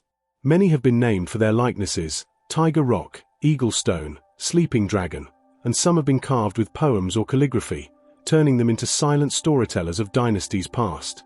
These rocks are not just features of the land but characters within it, acting as muses for countless artistic reveries. Then come the springs. Mount Qianping boasts a series of natural springs that bubble up through its terrain, feeding pools and rivulets that trickle through stone channels or reflect the sky beneath bowed willows. The most famous is the Shiqing Spring, known for its clarity and soft taste. Historically, its waters were used not only for drinking and irrigation, but also for the delicate art of ink preparation. Scholars and monks would grind their inkstones with spring water drawn from Qiangpingshan, believing the purity of the source imbued their calligraphy with added vitality. To this day, the springs remain a quiet attraction, their gentle flows providing a soothing soundtrack to those walking the shaded paths above. Lastly, there are the maple trees.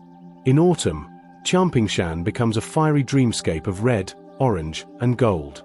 Hundreds of Japanese maples blaze across its hillsides, their leaves catching the afternoon light like stained glass.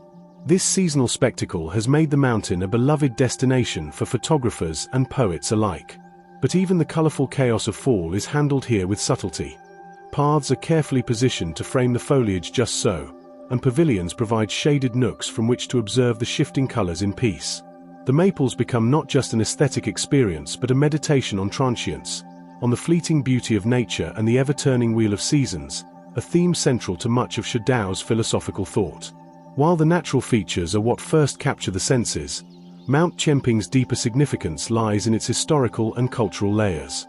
Numerous stone inscriptions dot its trails, elegant calligraphy carved into cliff faces or standing stones, left behind by visiting scholars or rulers from bygone eras. These are not boastful monuments but quiet dedications, offering a glimpse into a time when to write a poem and carve it into rock was a spiritual offering as much as a literary act. A walk through the mountain becomes a dialogue across centuries, with each brushstroke preserved in stone like a voice still echoing in the air. Among the many pavilions and terraces that populate the mountain, the Shadao Memorial Hall is a centerpiece.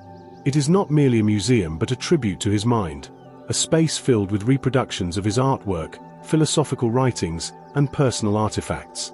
The hall is often quiet, its bamboo-shaded courtyards humming with the low rustle of wind and footsteps on old stone. Through scrolls and interpretive displays, visitors gain insight into how Qiangpingshan shaped Shadao's philosophy of one brushstroke, a belief in artistic unity through free expression, deeply at odds with the Confucian rigidity of the Qing court. Here, surrounded by the very stones and trees that once fed his brush, his words take on physical meaning. The environment becomes an extension of his artistic vision. Qiangpingshan also lies within the greater cultural context of Suzhou, a city known for its gardens and waterways.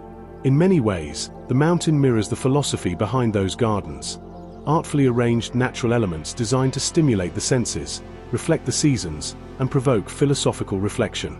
Unlike the towering peaks of Sichuan or Yunnan, this mountain is not about physical conquest but aesthetic encounter. It asks the traveler not to scale its summit with grit, but to stroll its slopes with presence. To look closely, to listen deeply. Even in modern times, Mount Qianping retains this quieter rhythm. Though it receives tourists, it has not been overrun by noise or artificial attractions. Much of the site has been preserved in a style that respects its Ming and Qing legacy. Wooden walkways are simple and discreet. Signage is minimal. The air carries more incense than diesel. This is a place that still holds onto its silences. The true unrealness of Mount Qianping lies in its ability to slow time. To walk among its strange stones and under its blazing maples is to step out of modern China and into a layered dream of history, art, and landscape. It is a space that speaks in metaphor and memory, where every corner seems to offer both a view and a lesson. And in the hush of its shaded paths, where the ghost of Shadao still seems to wander, brush in hand, one might just find something forgotten in the rush of daily life, something simple, profound, and eternally human. While Mount Juhuashan, in Anhui province is widely revered as one of China's 4 sacred Buddhist mountains, thronged each year by pilgrims and tourists alike, its quieter, lesser-trodden side trails offer an entirely different experience, one that trades ceremony and grandeur for serenity, mysticism, and the subtle immersion of nature cloaked in centuries of reverence. Away from the central pilgrimage circuits and iconic temples like the Incense Burner Peak or the Huacheng Temple, the back routes and hidden paths of Juhuashan unfold like secret pages in a sutra, whispering ancient truths to those willing to listen without haste. These side trails wind through hushed pine forests and past towering stone escarpments, revealing scenes of remote monasteries clinging to cliffs, ancient stupas veiled in lichen, and hermit huts perched in isolation, all without the crowds or fanfare of the main sacred sites. The The feeling is one of stepping behind the spiritual curtain, into the quiet, breathing heart of the mountain itself. Mount Qiyun, which translates to 9 glorious peaks, rises from the verdant folds of southern Anhui and is often wrapped in mists that deepen its mystique. While the main pilgrimage centers are concentrated in the lower and central zones of the mountain, these side trails branch out and ascend into more obscure terrain, winding toward forested ridges, hidden gorges, and temples known only to a devoted few. Here, the paths are narrower, the way less certain, but the rewards more profound. One such route leads to Qinghai Ridge, a less-traveled arm of Zhuhua named after the celestial platform it resembles. The trail ascends steadily through pine and cedar groves, punctuated by the occasional flicker of prayer flags or stone lanterns mossed with time. As one walks higher, the sound of footsteps softens on pine needles, and bird calls echo between cliffs. The air becomes sharper, the forest denser. Along this trail, the hiker encounters small hermitages, some still occupied by solitary monks or nuns living in deep spiritual retreat. These dwellings, made of timber and stone, lean against the mountain like prayers carved into earth. Often there are no signs or paths leading directly to them, only faint trails or worn footstones, as if the mountain itself wishes to guard their solitude. Farther along another trail lies Ganlu Temple, one of Zhuhua more secluded sanctuaries, seldom visited by the average tourist. Named for the sweet dew believed to fall in this blessed area, the temple is nestled against a sheer cliff and accessible only by a long flight of rough stone steps that rise through the forest like a stairway to heaven. On misty mornings, the entire temple complex seems to levitate above the clouds, a surreal and humbling sight. Within, the halls are simple and untouched by commercial renovation. Flickering oil lamps, faded murals of bodhisattvas, and the smell of age-old incense permeating the dark wooden beams. Here, monks chant quietly at dawn while the outside world disappears into fog and birdsong. Beyond Ganlu, the Baijia Ancient Trail offers a descent through pristine forest, where ginkgo trees turn gold in autumn and wild azaleas explode into pinks and purples in spring. This trail, once used by wandering monks and visiting scholars, is dotted with stone pavilions and ancient inscriptions carved into rock faces. These are not just poetic etchings, but historical echoes, stanzas of devotion, despair, enlightenment, and/or that have survived centuries of rain, war, and silence. Walking this path feels like tracing the steps of those who once came seeking meaning in the same quiet hills, following the same path not to spectacle, but to presence. A standout among the hidden sites on Zhuhua's periphery is the Baisui Palace, an astonishing temple constructed on a remote cliff ledge and accessible only by a steep stair carved directly into the stone. Despite its isolation, the temple holds profound spiritual importance. Within its sacred hall rests the preserved body of the monk Haiyu, who according to legend, attained spiritual perfection through long years of meditation and asceticism. His mummified form, seated in lotus position, is clothed in golden robes and exudes a sense of stillness that transcends death itself. For pilgrims who manage the arduous ascent, the experience is deeply humbling. Standing in that quiet chamber, far from any crowd or camera, one feels the weight of devotion, the silent strength of spiritual endurance, and the mountain's power to shelter such mysteries. The ecology along these side trails is as rich and layered as the spiritual heritage. Because much of Zhuhua's terrain has remained relatively undisturbed, it hosts a biodiverse blend of subtropical and temperate species. Towering firs and ancient cypress trees form a cathedral of green above, while ferns, orchids, and moss carpets flourish below. In spring and early summer, the air is sweet with wild magnolia and plum blossom. Butterflies drift like prayers between blossoms. Occasionally, wild deer or pheasants cross the trail, unperturbed by human presence. Water is a constant companion. It sings from unseen creeks, drips from fern-fringed ledges, or rushes through stone channels beside the paths. Along some trails, one encounters dragon wells, small, sacred springs said to be blessed by guardian spirits. Locals and monks alike believe in the purity and healing properties of this water, and even today you'll find pilgrims quietly filling bottles or kneeling to touch its surface with reverence. The spirituality of these side paths is not only Buddhist. Hidden shrines to Taoist mountain spirits, small earth god altars, and local folk deities speak of a layered cosmology, where belief systems coexist and intertwine. Offerings of rice, incense, or coins are often left on rock ledges, tree stumps, or in natural hollows, signs of gratitude, prayer, or quiet desperation. These gestures, small and intimate, tell a parallel story to the grand chants and golden statues of the main temples, one of personal faith, whispered into the forest rather than shouted from the altar. What makes the Zhohua side trails truly unreal is the way they seem to blur the border between the physical and the metaphysical. You begin walking through trees and stones, but somewhere along the way, if you allow it, the landscape begins walking through you. The quiet deepens. The breath slows. The forest becomes not just scenery, but something living, something sacred. Time loses its grip. What matters is the next step, the next leaf, the next breath of mountain air. And somewhere, in this liminal space between heaven and earth, between devotion and stillness, something ancient and eternal stirs, as if the mountain, moved by your presence, begins to speak. For those who seek not only beauty but depth, not only views but insight, the hidden paths of Zhohuashan offer a kind of pilgrimage beyond ritual. Here, each stone and tree becomes a sutra, each breeze a koan, each silent moment a teaching. Mount Leigong, rising from the mists of southeastern Guizhou province, is a mountain veiled in both meteorological mystery and ancient mythology. Its very name, Leigong meaning Lord of Thunder, alludes to its deep-rooted place in Chinese cosmology, where the peak is believed to be the celestial dwelling of the thunder god. But Leigongshan is far more than a folkloric relic. It is a living cradle of biodiversity, a sanctuary for the Miao ethnic minority's cultural heritage, and one of the last remaining cloud forests in mainland China, humming with the quiet pulse of a world untouched by time. Standing at over 2,170 meters, 7,119 feet, Leigongshan is the highest peak in the Miaoling mountain range. Its flanks are cloaked in an ever-shifting veil of mist, nurturing moss-draped trees, rare orchids, and ferns as old as dynasties. This unique ecosystem, a subtropical cloud forest, exists only in rare pockets on the planet, where constant humidity, rich biodiversity, and high elevation create an environment so fragile and so rich that stepping into it feels like entering a dream that the earth has tried to protect from change. Every branch and stone feels alive with breath and story.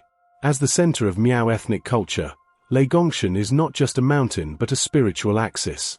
The Miao people, one of China's oldest and most culturally distinct ethnic groups, have lived in the surrounding hills and valleys for millennia. Their villages cling to terraced hillsides, made of timber homes with sweeping tiled roofs, set against green backdrops so vivid they seem surreal. These communities still maintain ancestral traditions, from silver-laden festival costumes and shamanic dances to animist rituals and the oral transmission of mythology. Leigongshan is at the core of their cosmological and ceremonial life. In Miao mythology, Leigong is not merely a god of thunder, but a divine enforcer, the one who punishes evil and upholds cosmic justice. It is said that during thunderstorms, Leigong rides a winged beast across the sky, hurling thunderbolts at wrongdoers and splitting the heavens with his roar. The mountain itself is believed to channel his voice. The echo of thunder rolling across the peaks is heard not only as a natural phenomenon, but as an omen or divine decree. Even today, elders in nearby villages perform rituals to appease the thunder god during fierce storms, offering glutinous rice, wine, and prayers to avoid misfortune. This spiritual resonance is matched by the natural beauty and ecological uniqueness of the mountain. The cloud forest zone begins around 1,800 meters and ascends toward the summit, enveloping visitors in a soft, dripping world of velvet moss, bamboo groves, and knotted rhododendrons. Sunlight pierces through the fog in golden shafts, giving everything a translucent, glowing quality. This is one of the few places in China where the elusive black muntjac, a rare and almost mythical deer, still roams, along with masked palm civets, Asiatic black bears, and clouded leopards. The biodiversity here is astonishing. Over 2,000 plant species have been recorded, many endemic, and dozens of medicinal herbs used in traditional Miao medicine can be found underfoot. The trees here are giants, old-growth oaks, elms, and firs, whose gnarled limbs drip with moss and shelter birdsong so constant it becomes ambient music. In spring and summer, the undergrowth bursts into a tapestry of wildflowers. Pink azaleas, blue gentians, yellow lilies, giving the slopes a dreamlike iridescence. Butterflies float like confetti in the heavy air, while cicadas pulse their summer song. Exploring Leigongshan is like wandering through a sacred poem. The most common entry point is via Leishan County, after which a winding road snakes upward through fog-wreathed switchbacks, leading to stone paths and wooden walkways carved into the mountainside. Along the way, signs of cultural devotion emerge in subtle forms: weathered shrines tucked into crevices, thunder god symbols carved into trees, or incense sticks smoldering before ancient stones. Here, nature and belief coexist not in opposition, but in harmony. One of the most awe-inspiring places on the mountain is Lei Gong Summit Temple, a small sanctuary perched near the top and almost always enveloped in mist. Built centuries ago, it houses statues of Lei Gong and other local deities, their features worn smooth by wind and reverence. Pilgrims, not just from Miao communities but from across China, climb to this lonely place to pray for protection, insight, or redemption. Some leave offerings of food, others whisper petitions into the fog. During festivals such as the Miao New Year or the Lei Gong Festival, the trails leading to the summit come alive with chants, ceremonial drums, and the flash of traditional dress. The mountain becomes a sacred stage where myth is reenacted in vivid color. Another highlight is the Shujing Scenic Area, part of the Greater Leigongshan National Nature Reserve. Here, wooden observation decks allow glimpses of the surrounding valleys, often submerged in a sea of clouds. From these perches, the terrain below seems unreal, an ocean of green islands floating in white vapor, shaped by the slow brushstrokes of wind and rain. Waterfalls cascade down fern-choked cliffs, and crystal-clear streams feed into pools so still they reflect the sky as if they were holes punched into the world's surface. The human experience of Leigongshan, however, is not only about observation, it is deeply immersive. Stay a night in a Miao village guesthouse, and you will witness a different rhythm of life. Women embroidering intricate geometric patterns by hand, boys herding goats along narrow paths, and evenings that come alive with traditional instruments like the lusheng, played beside open fires. Miao elders often speak of dreams in which the mountain speaks, offering guidance, warning, or healing. These are not dismissed as fantasy but understood as part of the living reality that binds mountain, spirit, and people together. And for all its mysticism and majesty, Leigongshan remains relatively untouched by mass tourism, an anomaly in a country where such places often succumb to commercialization. There are no cable cars scarring its ridges, no gaudy neon-lit resorts on its slopes. What infrastructure exists is minimal and respectful. This allows the mountain to retain not only its ecological purity but its sacred silence, the kind of silence where thunder speaks and stories grow roots. In the end, what makes Mount Lei Gong truly unreal is not just its cloud forests, its spiritual myths, or its rare creatures, but the profound interconnectedness of these things. It is a mountain that feels alive, not just with biology but with memory, legend, and breath. It is a mountain where each thunderclap might be a god's voice, each gust of wind a blessing, and each step you take an invitation to walk in two worlds at once, one of matter, one of meaning.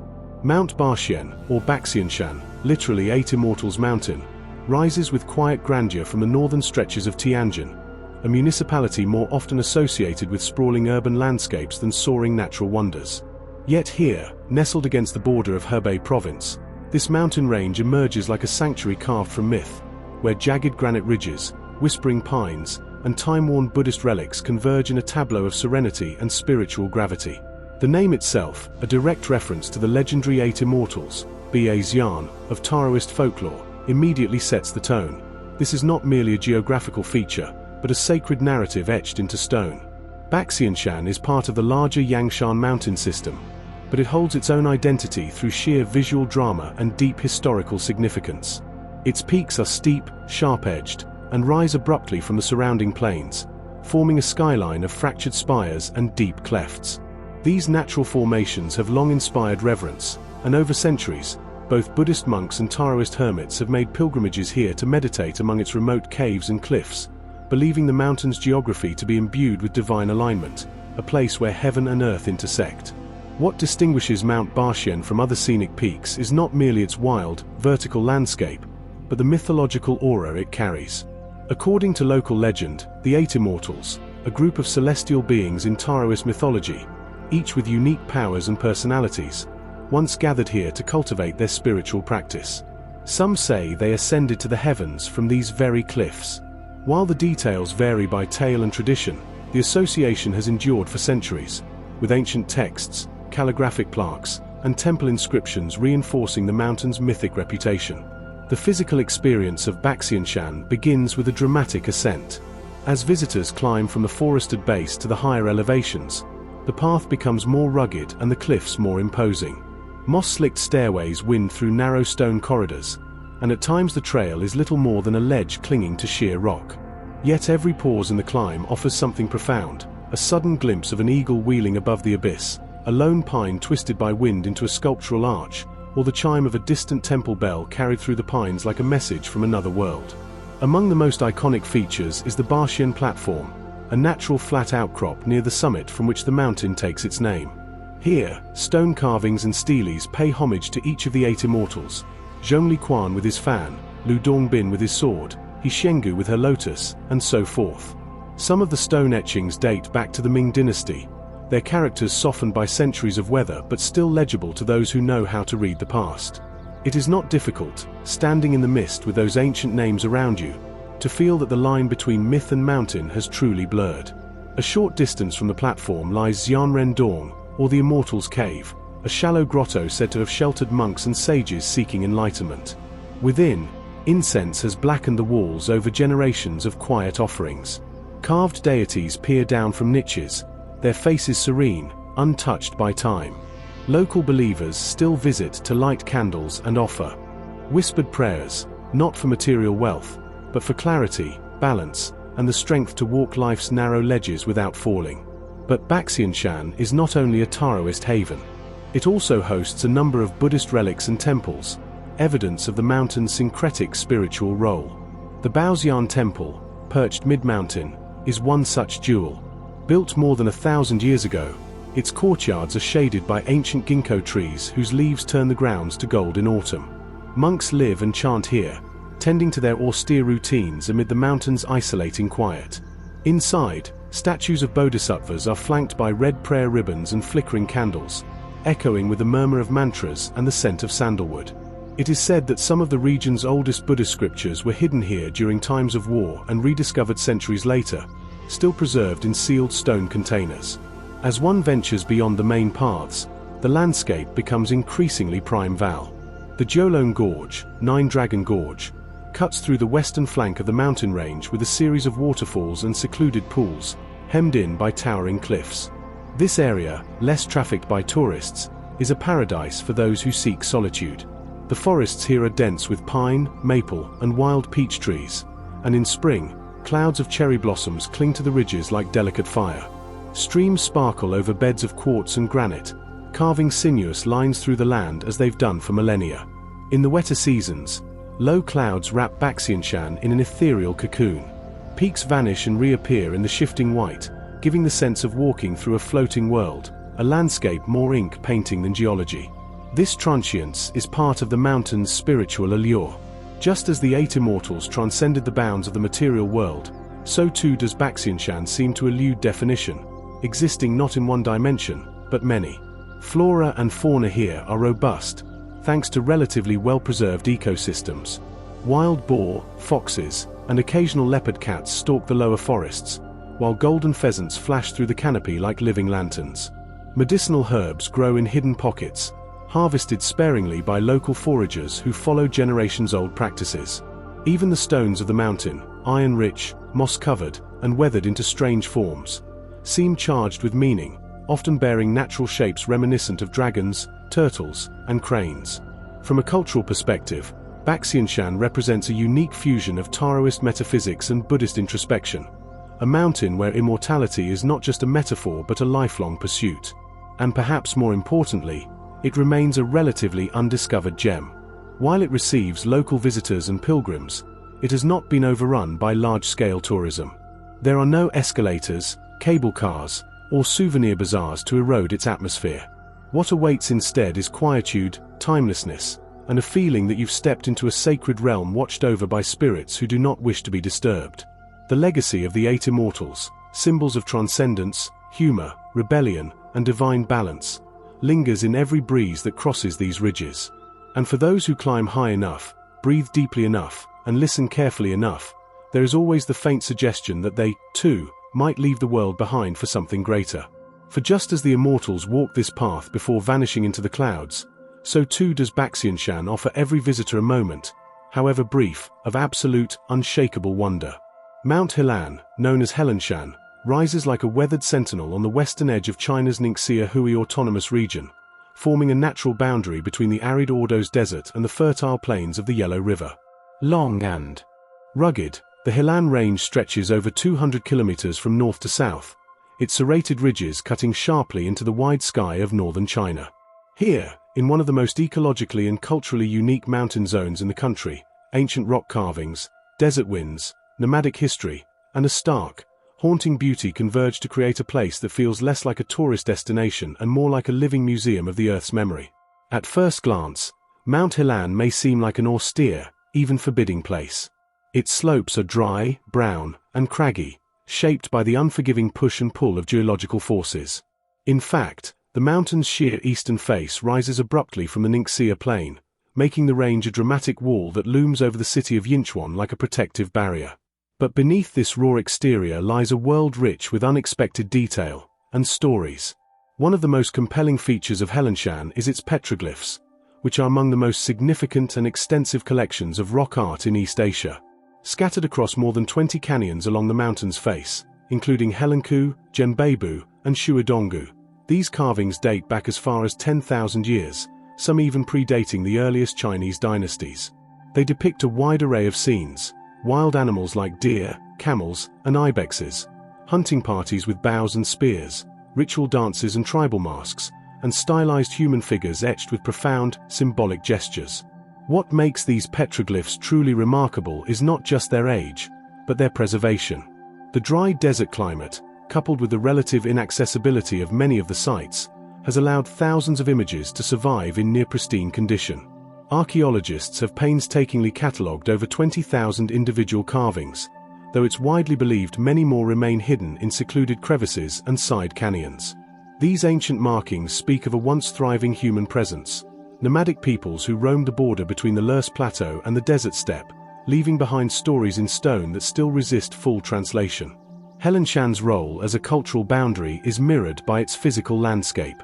To the east, the land dips into irrigated fields and the Yellow River floodplain, lush and green compared to the harsher uplands. To the west, beyond the mountains, lies the beginning of the Tengah Desert, a sea of shifting dunes and blazing heat. This duality makes Helanshan something of a meeting place, not just of ecosystems, but of civilizations. It marked the historical frontier between the Han Chinese agricultural societies and the nomadic tribes of the steppe, the Xiongnu, the Qiong, the Xianbei, and later the Mongols. These mountain passes were more than just battlefields or trade routes, they were spiritual places too. Taoist hermits, Buddhist monks, and local shamans once came to Helanshan to meditate among its cliffs, believing the mountain's isolation and elemental power offered direct communion with the cosmos. One can still find traces of shrines and small temples tucked into high valleys, their walls now broken, their incense long gone, but their presence unmistakably felt in the quiet. And Helanshan is not without its natural beauty, stark though it may be. Despite the dryness, the mountain contains microclimates that support a surprising diversity of flora and fauna. In shaded gullies and higher elevations, juniper, birch, and wild peony cling to life, nourished by snow melt that trickles down from the peaks. In spring, alpine meadows burst briefly into bloom, carpeting select slopes with color before the heat returns. Bird species like snowfinches, steppe eagles, and black storks are commonly sighted by patient watchers. Perhaps one of the most breathtaking natural sights is Helanku Canyon, where dramatic rock faces tower over narrow trails that follow dried-up riverbeds. During seasonal rains, flash floods can surge through these gorges, carving the stone deeper and revealing new petroglyphs long buried under silt. The canyon walls, streaked with iron-rich minerals and layered with geological history, glow golden orange during sunrise and deep red at dusk. It's a place where the very bones of the earth seem exposed, laid bare under the sky. More recently, Mount Helan has seen a cultural revival in the form of winemaking, a modern industry that unexpectedly flourishes in this ancient land. The eastern foothills of Helanshan are now home to some of China's most ambitious vineyards, thanks to a combination of high altitude, intense sunlight, and well-drained gravel soils.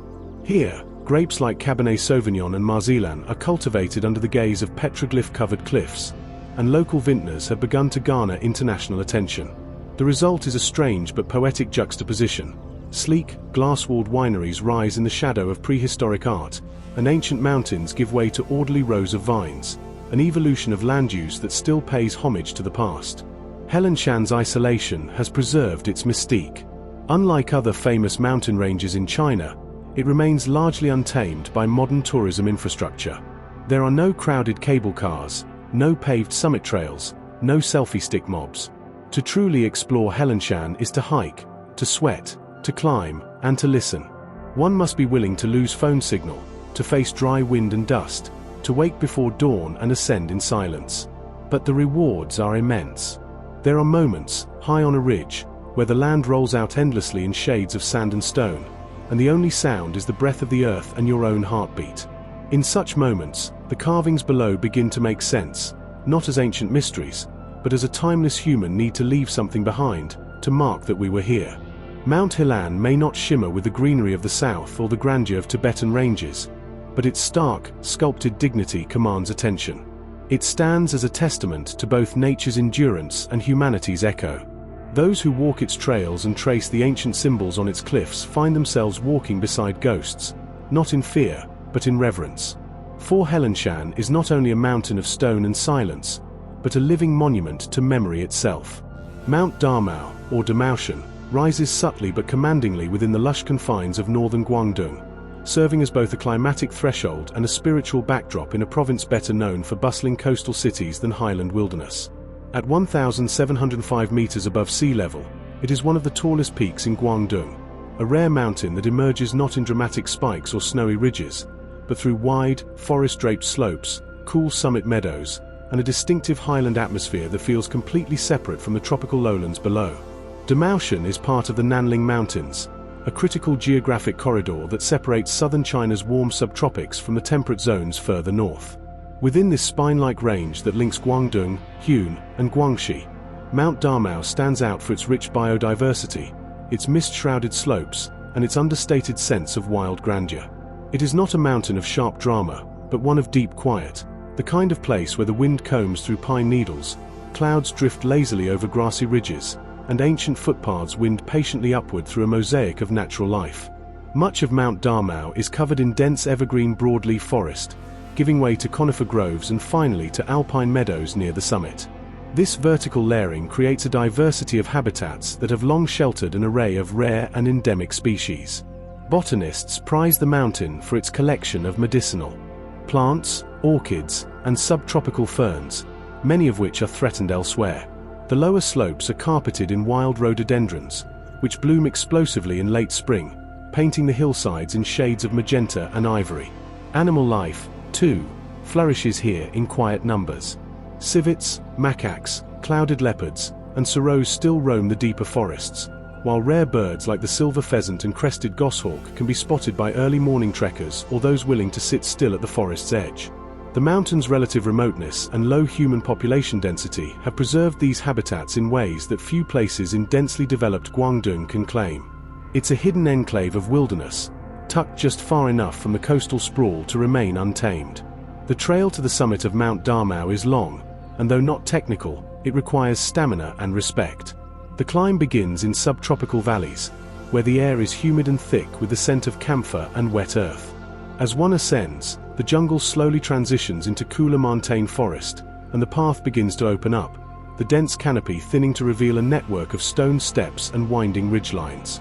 In many places, hikers pass beneath leaning bamboo groves and cross shallow mountain streams fed by cloud moisture and seasonal rains.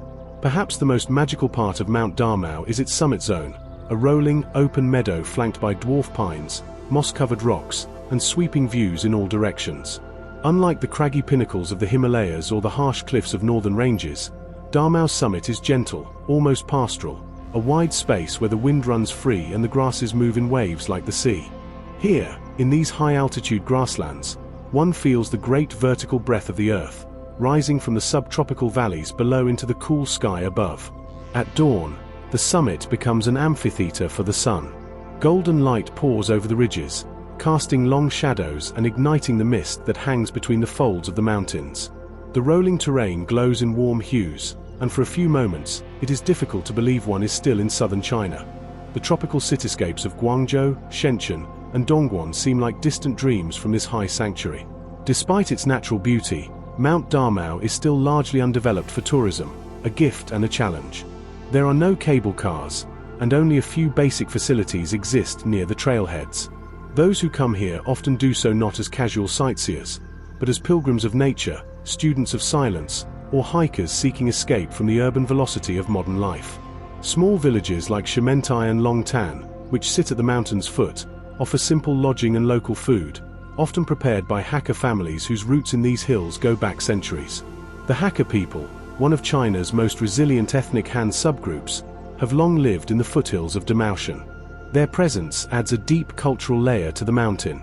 Ancient Hakka footpaths, paved with worn stone slabs, still wind through the lower elevations, connecting abandoned rice terraces, forest shrines, and tiny hamlets whose wooden houses are roofed in curved black tiles. The Hakka believe that Damaotian holds spiritual energy, a mountain of dragons, where the terrain breathes with feng shui significance and the ancestors still listen through the trees. One can still find small temples and incense-burning altars nestled within these trails, often dedicated to mountain spirits, whether gods or immortal sages. They are humble structures, some no more than stone cairns beneath ancient oaks, but they reflect the deep-rooted reverence the locals hold for the land. In mist and rain, they seem to dissolve into the forest, blending the material with the ethereal, a practice as old as the hills themselves. In many ways, Mount Damao is a mountain that resists spectacle. It does not announce itself with towering cliffs or snow-capped peaks. It doesn't glitter on travel posters or dominate national park lists. But its magic lies precisely in its modesty, its solitude, and its wholeness. It offers a space to reconnect with rhythms lost in the noise of progress, the slow shifting of fog, the heartbeat of birdsong, the cold kiss of mountaintop wind. And in that space, hikers and wanderers find not just views, but peace. Mount Erlang, or Erlangshan, rises like a rugged sentinel in the western reaches of Sichuan province, guarding the threshold between the Sichuan basin and the vast Tibetan plateau beyond. Though perhaps best known to travelers today for the Erlangshan Tunnel, once the longest highway tunnel in China, this mountain is far more than just a feat of engineering. High above the traffic that now burrows through its heart, Erlangshan remains a wild, cloud-laced highland, dense with biodiversity and steeped in both natural mystique and cultural folklore. It is a land where giant pandas roam quietly in bamboo thickets, where mist wraps the fir forests, and where storms roll in suddenly like omens in a Taoist scroll painting. Erlangshan stands at 3,437 meters, part of the Qinghai mountain range, and it acts as a symbolic and ecological divide between China's two contrasting geographies. To the east, the green, densely populated lowlands of Sichuan, and to the west, the vast, high-altitude world of eastern Tibet. The mountain is the last major barrier before reaching the Gars Tibetan Autonomous Prefecture, and thus has long been considered a kind of gateway to Tibet, a place where travelers, caravans, and armies would pause, reflect, or offer prayers before entering the land of snow and sky. Yet what makes Erlangshan especially notable in the modern ecological imagination is that it forms part of the giant panda habitat corridor, one of the very few remaining wild sanctuaries for this beloved and elusive species. The mountain's mid-elevation bamboo forests, mixed with cold-temperate conifers and ancient deciduous trees, create the ideal ecosystem for these solitary animals. Though rarely spotted by human eyes, wild pandas still live here, feeding on tender bamboo shoots, leaving faint tracks in the snow or mud, and occasionally caught by motion sensor conservation cameras trudging through the undergrowth. But pandas are only part of the ecological web here. Red pandas, golden pheasants, clouded leopards, tarkeens, and dozens of other rare species also call Erlangshan home. Birdsong and the buzz of alpine insects form a continuous chorus through the thick woods, while lichen-covered boulders and waterfalls trickling down mossy cliffs hint at a mountain that is always in quiet motion, eroding, breathing, growing. Those who explore the upper reaches of Mount Erlang, away from the roar of highway tunnels and far above the last settlements, encounter an environment that is as untamed as it is serene. Trekking trails, though not heavily touristed, wind up from the lower slopes through dark pine forests, misty rhododendron groves, and eventually into open alpine meadows where the air thins and the sky feels strikingly close. During late spring and early summer, these highlands burst into color as wildflowers bloom across the slopes. Purple primroses, blue gentians, and yellow lilies, while patches of lingering snow sparkle in hidden hollows. The weather here is famously unpredictable. Clouds swirl in from the west without warning, cloaking the valleys in thick fog, then vanish just as quickly, revealing vistas that stretch to the snow-capped peaks of the Hengduan Mountains. At sunrise, especially on clear mornings, the view from the upper ridges can be staggering, layer upon layer of jagged peaks, some forested, others bare and slate-grey, spilling westward into the Tibetan highlands. The silence is broken only by the wind threading through the junipers, or the cry of an unseen eagle high overhead. Beyond its natural grandeur, Erlangshan is woven into the cultural mythology of Sichuan and Western China. The mountain is named after the legendary figure Erlangshan, a powerful deity in Chinese folklore known for his third eye, which could see through lies and illusions. In many versions of the story, Erlangshan tames rivers, defeats demons, and clears paths through the mountains, fitting symbolism for a place that has long represented both a challenge and a passageway. Temples and shrines dedicated to this deity, the lower valleys and foothills, where locals still burn incense and offer prayers before long journeys or during festival days. At the base of Erlangshan lies Qinghai County, a rustic area where Han Chinese, Tibetans, and other ethnic minorities have lived together for generations. The local culture blends Han farming traditions with Tibetan Buddhism, and travelers can often spot colorful prayer flags fluttering alongside more traditional Chinese red lanterns. These villages provide the last signs of human habitation before the forest takes over, and in many homes, stories are still told of the mountain spirits, its hidden caves, and the ghostly lights sometimes seen at night among the higher ridges. Though the Erlangshan Tunnel has reduced the need for people to climb over the pass itself, the old mountain road still exists, narrow, winding, and cut into the side of the cliffs. Known as the 99 Bends Road, it's a thrilling, sometimes treacherous journey, offering sweeping views of ravines, waterfalls, and valleys blanketed in clouds. For those with the courage to travel it, the road reveals not just geographic wonder, but a sense of timelessness, a memory of what travel used to mean before speed overtook scenery.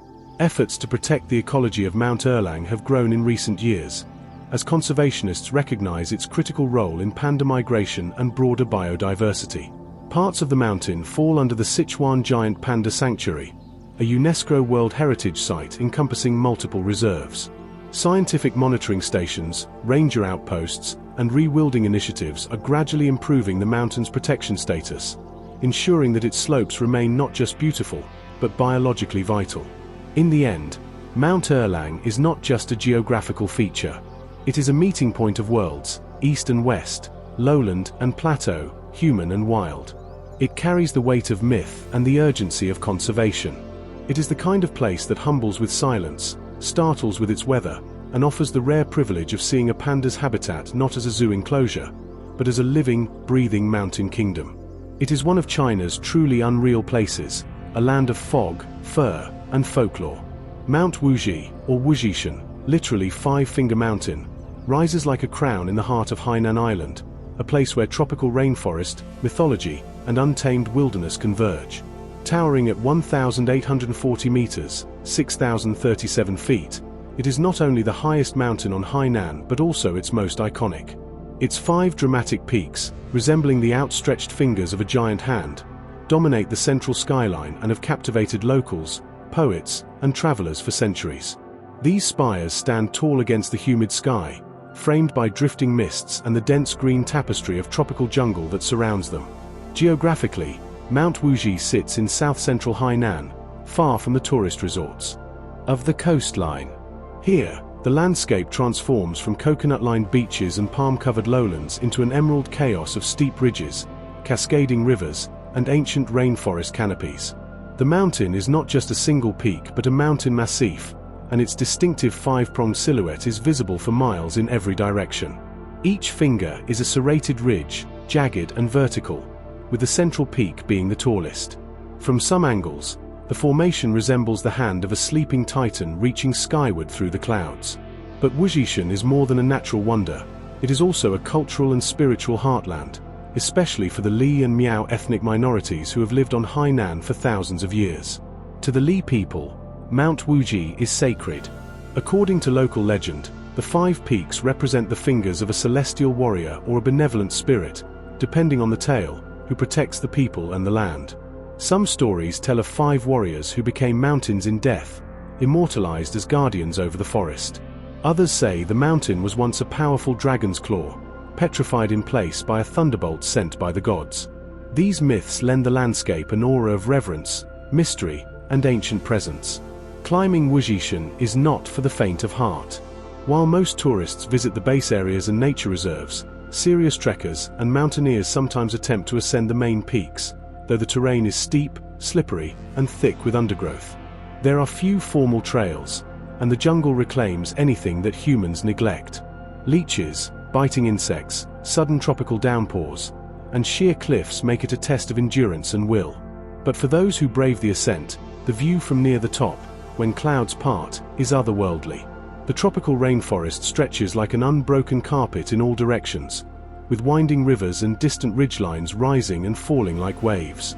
Surrounding the mountain is the Wuzhishan Nature Reserve, a protected area rich in biodiversity, and part of what makes the mountain so special ecologically. Unlike the pine or temperate forests of China's northern ranges, the forests here are humid and ancient, belonging to the tropical biome more typical of Southeast Asia. Massive tree ferns, buttressed roots, vines, and lianas form tangled corridors through the undergrowth. Towering dipterocarp trees, some hundreds of years old, stretch skyward, competing for sunlight. The rainforest is alive with the sound of insects, the calls of tropical birds, and the rustle of monkeys in the treetops. Biologists have identified hundreds of rare species in the region, some of which are endemic to Hainan. Clouded leopards, civet cats, Hainan black-crested gibbons, and flying squirrels inhabit the deeper forest zones. Orchids bloom in the shadows, and bright fungi glow on rotting logs after rains. It's a place where evolution has run wild and where life clings to every available surface. In some parts, the forest is so dense that daylight struggles to reach the floor, and the silence feels almost primeval. The climate here is characteristically tropical, hot, humid, and rainy for much of the year, with the monsoon season bringing intense showers that keep the forest lush and ever-growing. Mornings often begin with mists clinging to the trees, while afternoons may end in sudden thunderous downpours. The cloud forests near the summit are perpetually wet, covered in mosses, lichens, and dew-soaked leaves, creating a delicate microclimate that supports some of the mountain's rarest flora. But despite its remote and wild character, Mount Wuxi has also become a symbol of Hainan's natural identity, increasingly featured in art, literature, and even tourism branding. The mountain's image appears on local currency, school emblems, and regional maps. Artists have painted it as a symbol of resilience and balance. Poets have written verses about its shifting mists and guardian-like stance. To the people of Hainan, Wuzhishan is not merely terrain, it is an ancestral anchor, a spiritual compass, and an ever-present force in daily life. Nearby, the town of Wuzhishan City acts as a gateway to the region, though it remains far less developed than Hainan's coastal hubs like Sonya or Haikou. Visitors who come here often seek ecotourism and cultural immersion, rather than beaches or resorts. Some stay in Li villages, where thatched roof homes are clustered along riverbanks and traditions of weaving, tattooing, and storytelling still endure. Here, guests might be invited to taste mountain-foraged teas, fermented rice wines, or dishes made from wild roots and herbs gathered in the forest. Government efforts have increased in recent years to protect the ecological integrity of Wuzhishan. While there's pressure to develop the area for tourism, strict zoning, forest patrols, and community conservation programs are helping to maintain its status as one of China's most important tropical ecosystems. Scientists regularly conduct field research here, hoping to learn more about the region's unique climate patterns, biodiversity, and ancient geological history. In the end, what makes Mount Wuxi so unreal is not just its towering fingers or its rainforest-cloaked flanks. It is the collision of legend and biology, of ancestral reverence and ecological wealth. It is a place where clouds swirl through jungle spires, where folklore whispers through bamboo groves, and where the boundary between the natural and the mythic dissolves into green mist. Far from the tourist beaches and commercial glitz of modern Hainan, Wuzhishan remains untamed, unfiltered, and breathtakingly unreal. Mount Lianhua, known as Lianhuashan or Lotus Mountain, blooms from the coastal soil of Guangdong province like a sacred stone flower carved by wind and time. This revered peak, shaped like a sprawling lotus blossom, rises near the banks of the Pearl River Delta, not far from the modern bustle of Guangzhou and Foshan. Despite its proximity to urban sprawl, Mount Lianhua preserves a serene, transcendent atmosphere, one that fuses the spiritual grace of Buddhist devotion with the natural drama of southern China's unique rock formations. Unlike many mountains renowned for sheer altitude, Lianhua's power lies in form, myth, and symbolism. Its name, Lotus Mountain, refers not only to its distinctive multipetaled silhouette, but to the lotus flower's sacred significance in Chinese culture. In Buddhist tradition, the lotus represents purity, enlightenment, and rebirth, a flower that rises unstained from muddy waters. It is this same symbolism that pervades every path and pagoda of Lianhuashan, where ancient stone temples, gilded statues, and moss-covered shrines unfold like petals around the mountain's core. Geologically, Mount Lianhua is a granite massif, shaped by millennia of erosion, tectonic uplift, and mineral weathering. What makes its profile so compelling are the naturally tiered cliffs, wave-like rock layers, and the subtle radial slopes that evoke the unfurling of lotus petals when seen from above or at a distance. Some formations even resemble lotus stamens, others the folds of sacred robes, and all are softened by the embrace of subtropical vegetation. At dawn and dusk, the rocks turn a rosy gold, enhancing the mountain's resemblance to a blooming flower, delicate and eternal at once. But Lianhuashan is not just a geological marvel, it is a deeply spiritual site, with roots in Tang and Song dynasty Buddhism, and its slopes are studded with temples, meditation platforms, inscriptions, and cliffside carvings. The most famous among them is the Lotus Temple, Lianhua Sai, an ancient monastery originally built over 1,000 years ago and renovated many times since. Built into the side of a rock wall, the temple appears to grow from the mountain itself. Its arched gateways, red lacquered columns, and intricately tiled roofs sit in harmony with the boulders and trees, a testament to the Taoist and Buddhist architectural philosophy of working with, not against, nature. Pilgrims climb the mountain not only for the view, but for the ritual journey it offers. Steps hewn from the stone lead past guardian lion statues, incense burners, and calligraphy-inscribed cliffs, each marking stages of spiritual ascent. One of the most revered features is the Great Lotus Rock, a massive circular stone formation resembling an open lotus, where monks often meditate or hold ceremonial offerings.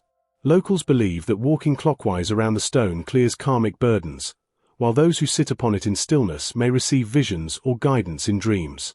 Every year, during Buddhist holidays like Vesak and Avalokiteshvara's birthday, hundreds of monks and lay practitioners make the ascent, chanting mantras and burning coils of incense that spiral smoke through the pine-scented air. On such days, the mountain seems transformed into a living prayer, with the ringing of bells echoing off stone ridges and the hum of gongs blending with birdsong. Lanterns are strung through branches, and offerings of fruit, rice, and lotus seeds are left before gilded statues of Guanyin, the Bodhisattva of compassion, who is said to dwell symbolically in the heart of the lotus.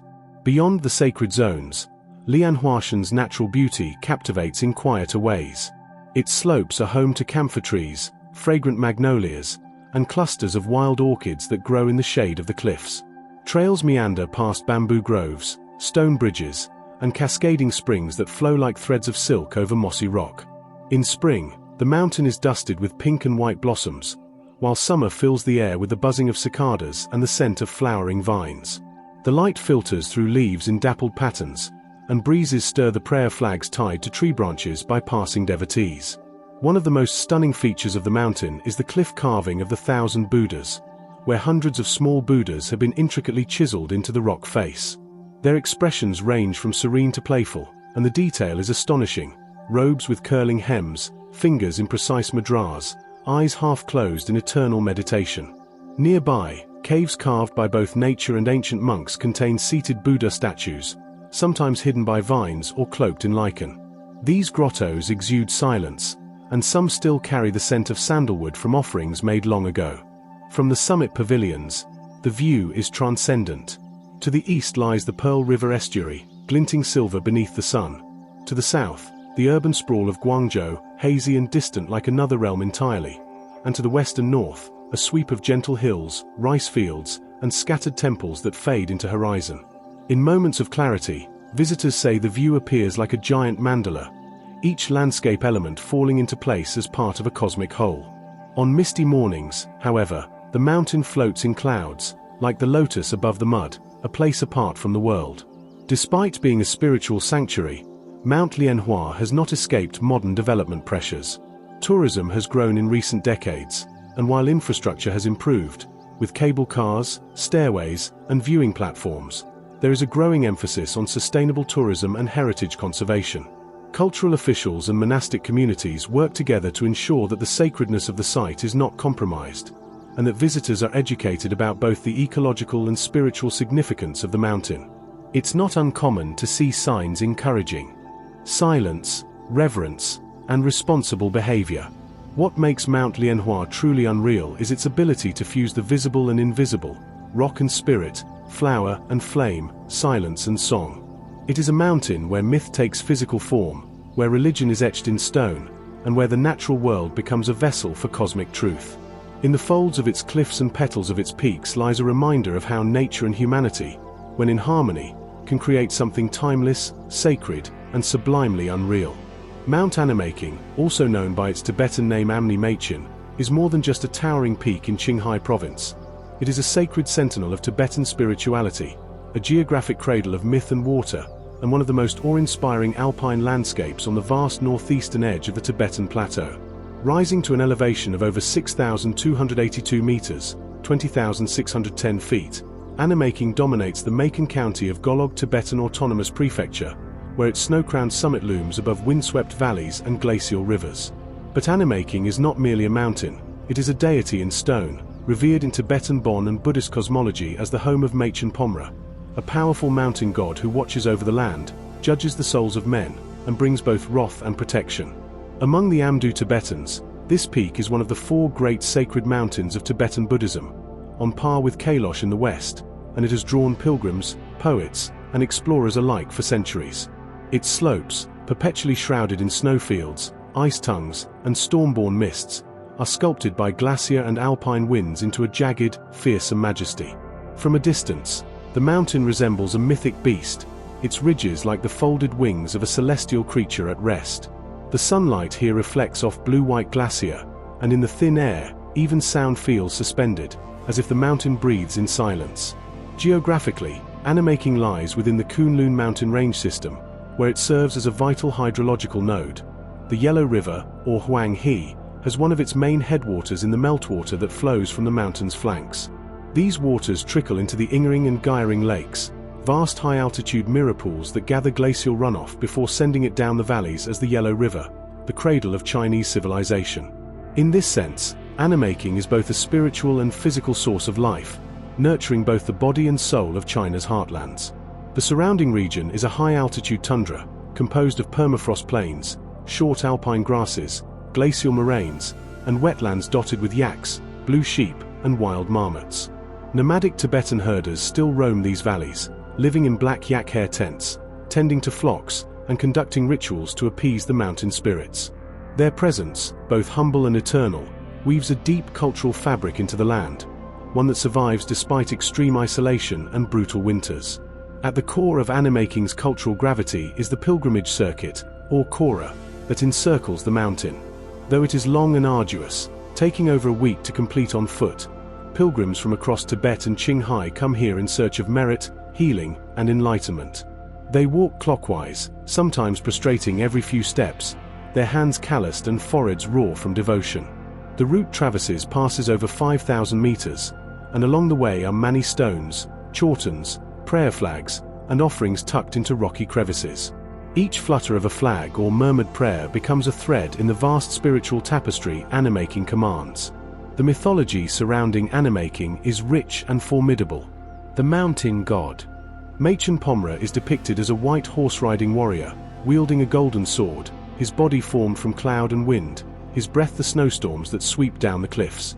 According to local legend, Machen Pomra was once a fierce demon subdued by Padmambhava, Guru Rinpoche, who then made him a protector of the Dharma. Since then, the mountain has been a guardian and judge, watching over both the living and the dead. Offerings of juniper incense are made to Machen Pomra each morning by herders and monks alike, often accompanied by chants and slow-burning butter lamps. Ecologically, the area around Animaqing is one of fragile purity. The permafrost and glacial systems are highly sensitive to climate change, and already, scientists have noted a reduction in snowpack and glacier size over the past few decades. This has direct consequences for downstream water supply, and thus for millions of people who rely on the Yellow River. Conservation efforts here are difficult due to the remoteness and harsh environment, but awareness is growing about the importance of protecting this sacred hydrological engine. Despite its grandeur, Animaqing remains relatively unknown to the outside world, especially compared to Everest or Kailash. Part of this is due to accessibility. The region is remote, with limited infrastructure, high altitudes, and weather that can change in an instant. Yet it is precisely this isolation that protects the mountain's sacred aura. Few places remain on Earth where the air is this pure, the stars this bright, and the spiritual atmosphere so tangible. Travelers who do manage the journey often describe feeling as though they've entered a realm beyond time, where myth and landscape are indistinguishable, where each gust of wind carries centuries of prayer, and where the bones of the earth are laid bare beneath a cathedral sky. They speak of nights lit only by moonlight reflecting off ice, of sunrises that turn glacier to fire, and of the silhouettes of monks praying beneath wind-tattered flags that snap like distant drums in the frozen air. Animaqing is not a place to conquer. It is a place to behold, to respect, to approach with humility. It is a world unto itself, a shrine of ice and wind, where the sacred and the sublime converge in the most primal language of stone and spirit. In this final stretch of our journey through China's unreal places, it stands as a fitting conclusion, an eternal white lotus, not carved by man, but born of heaven and earth. This video is for educational or entertainment purposes only, and information provided in the video may be incorrect. If you enjoyed the video, consider subscribing to the channel and like the video.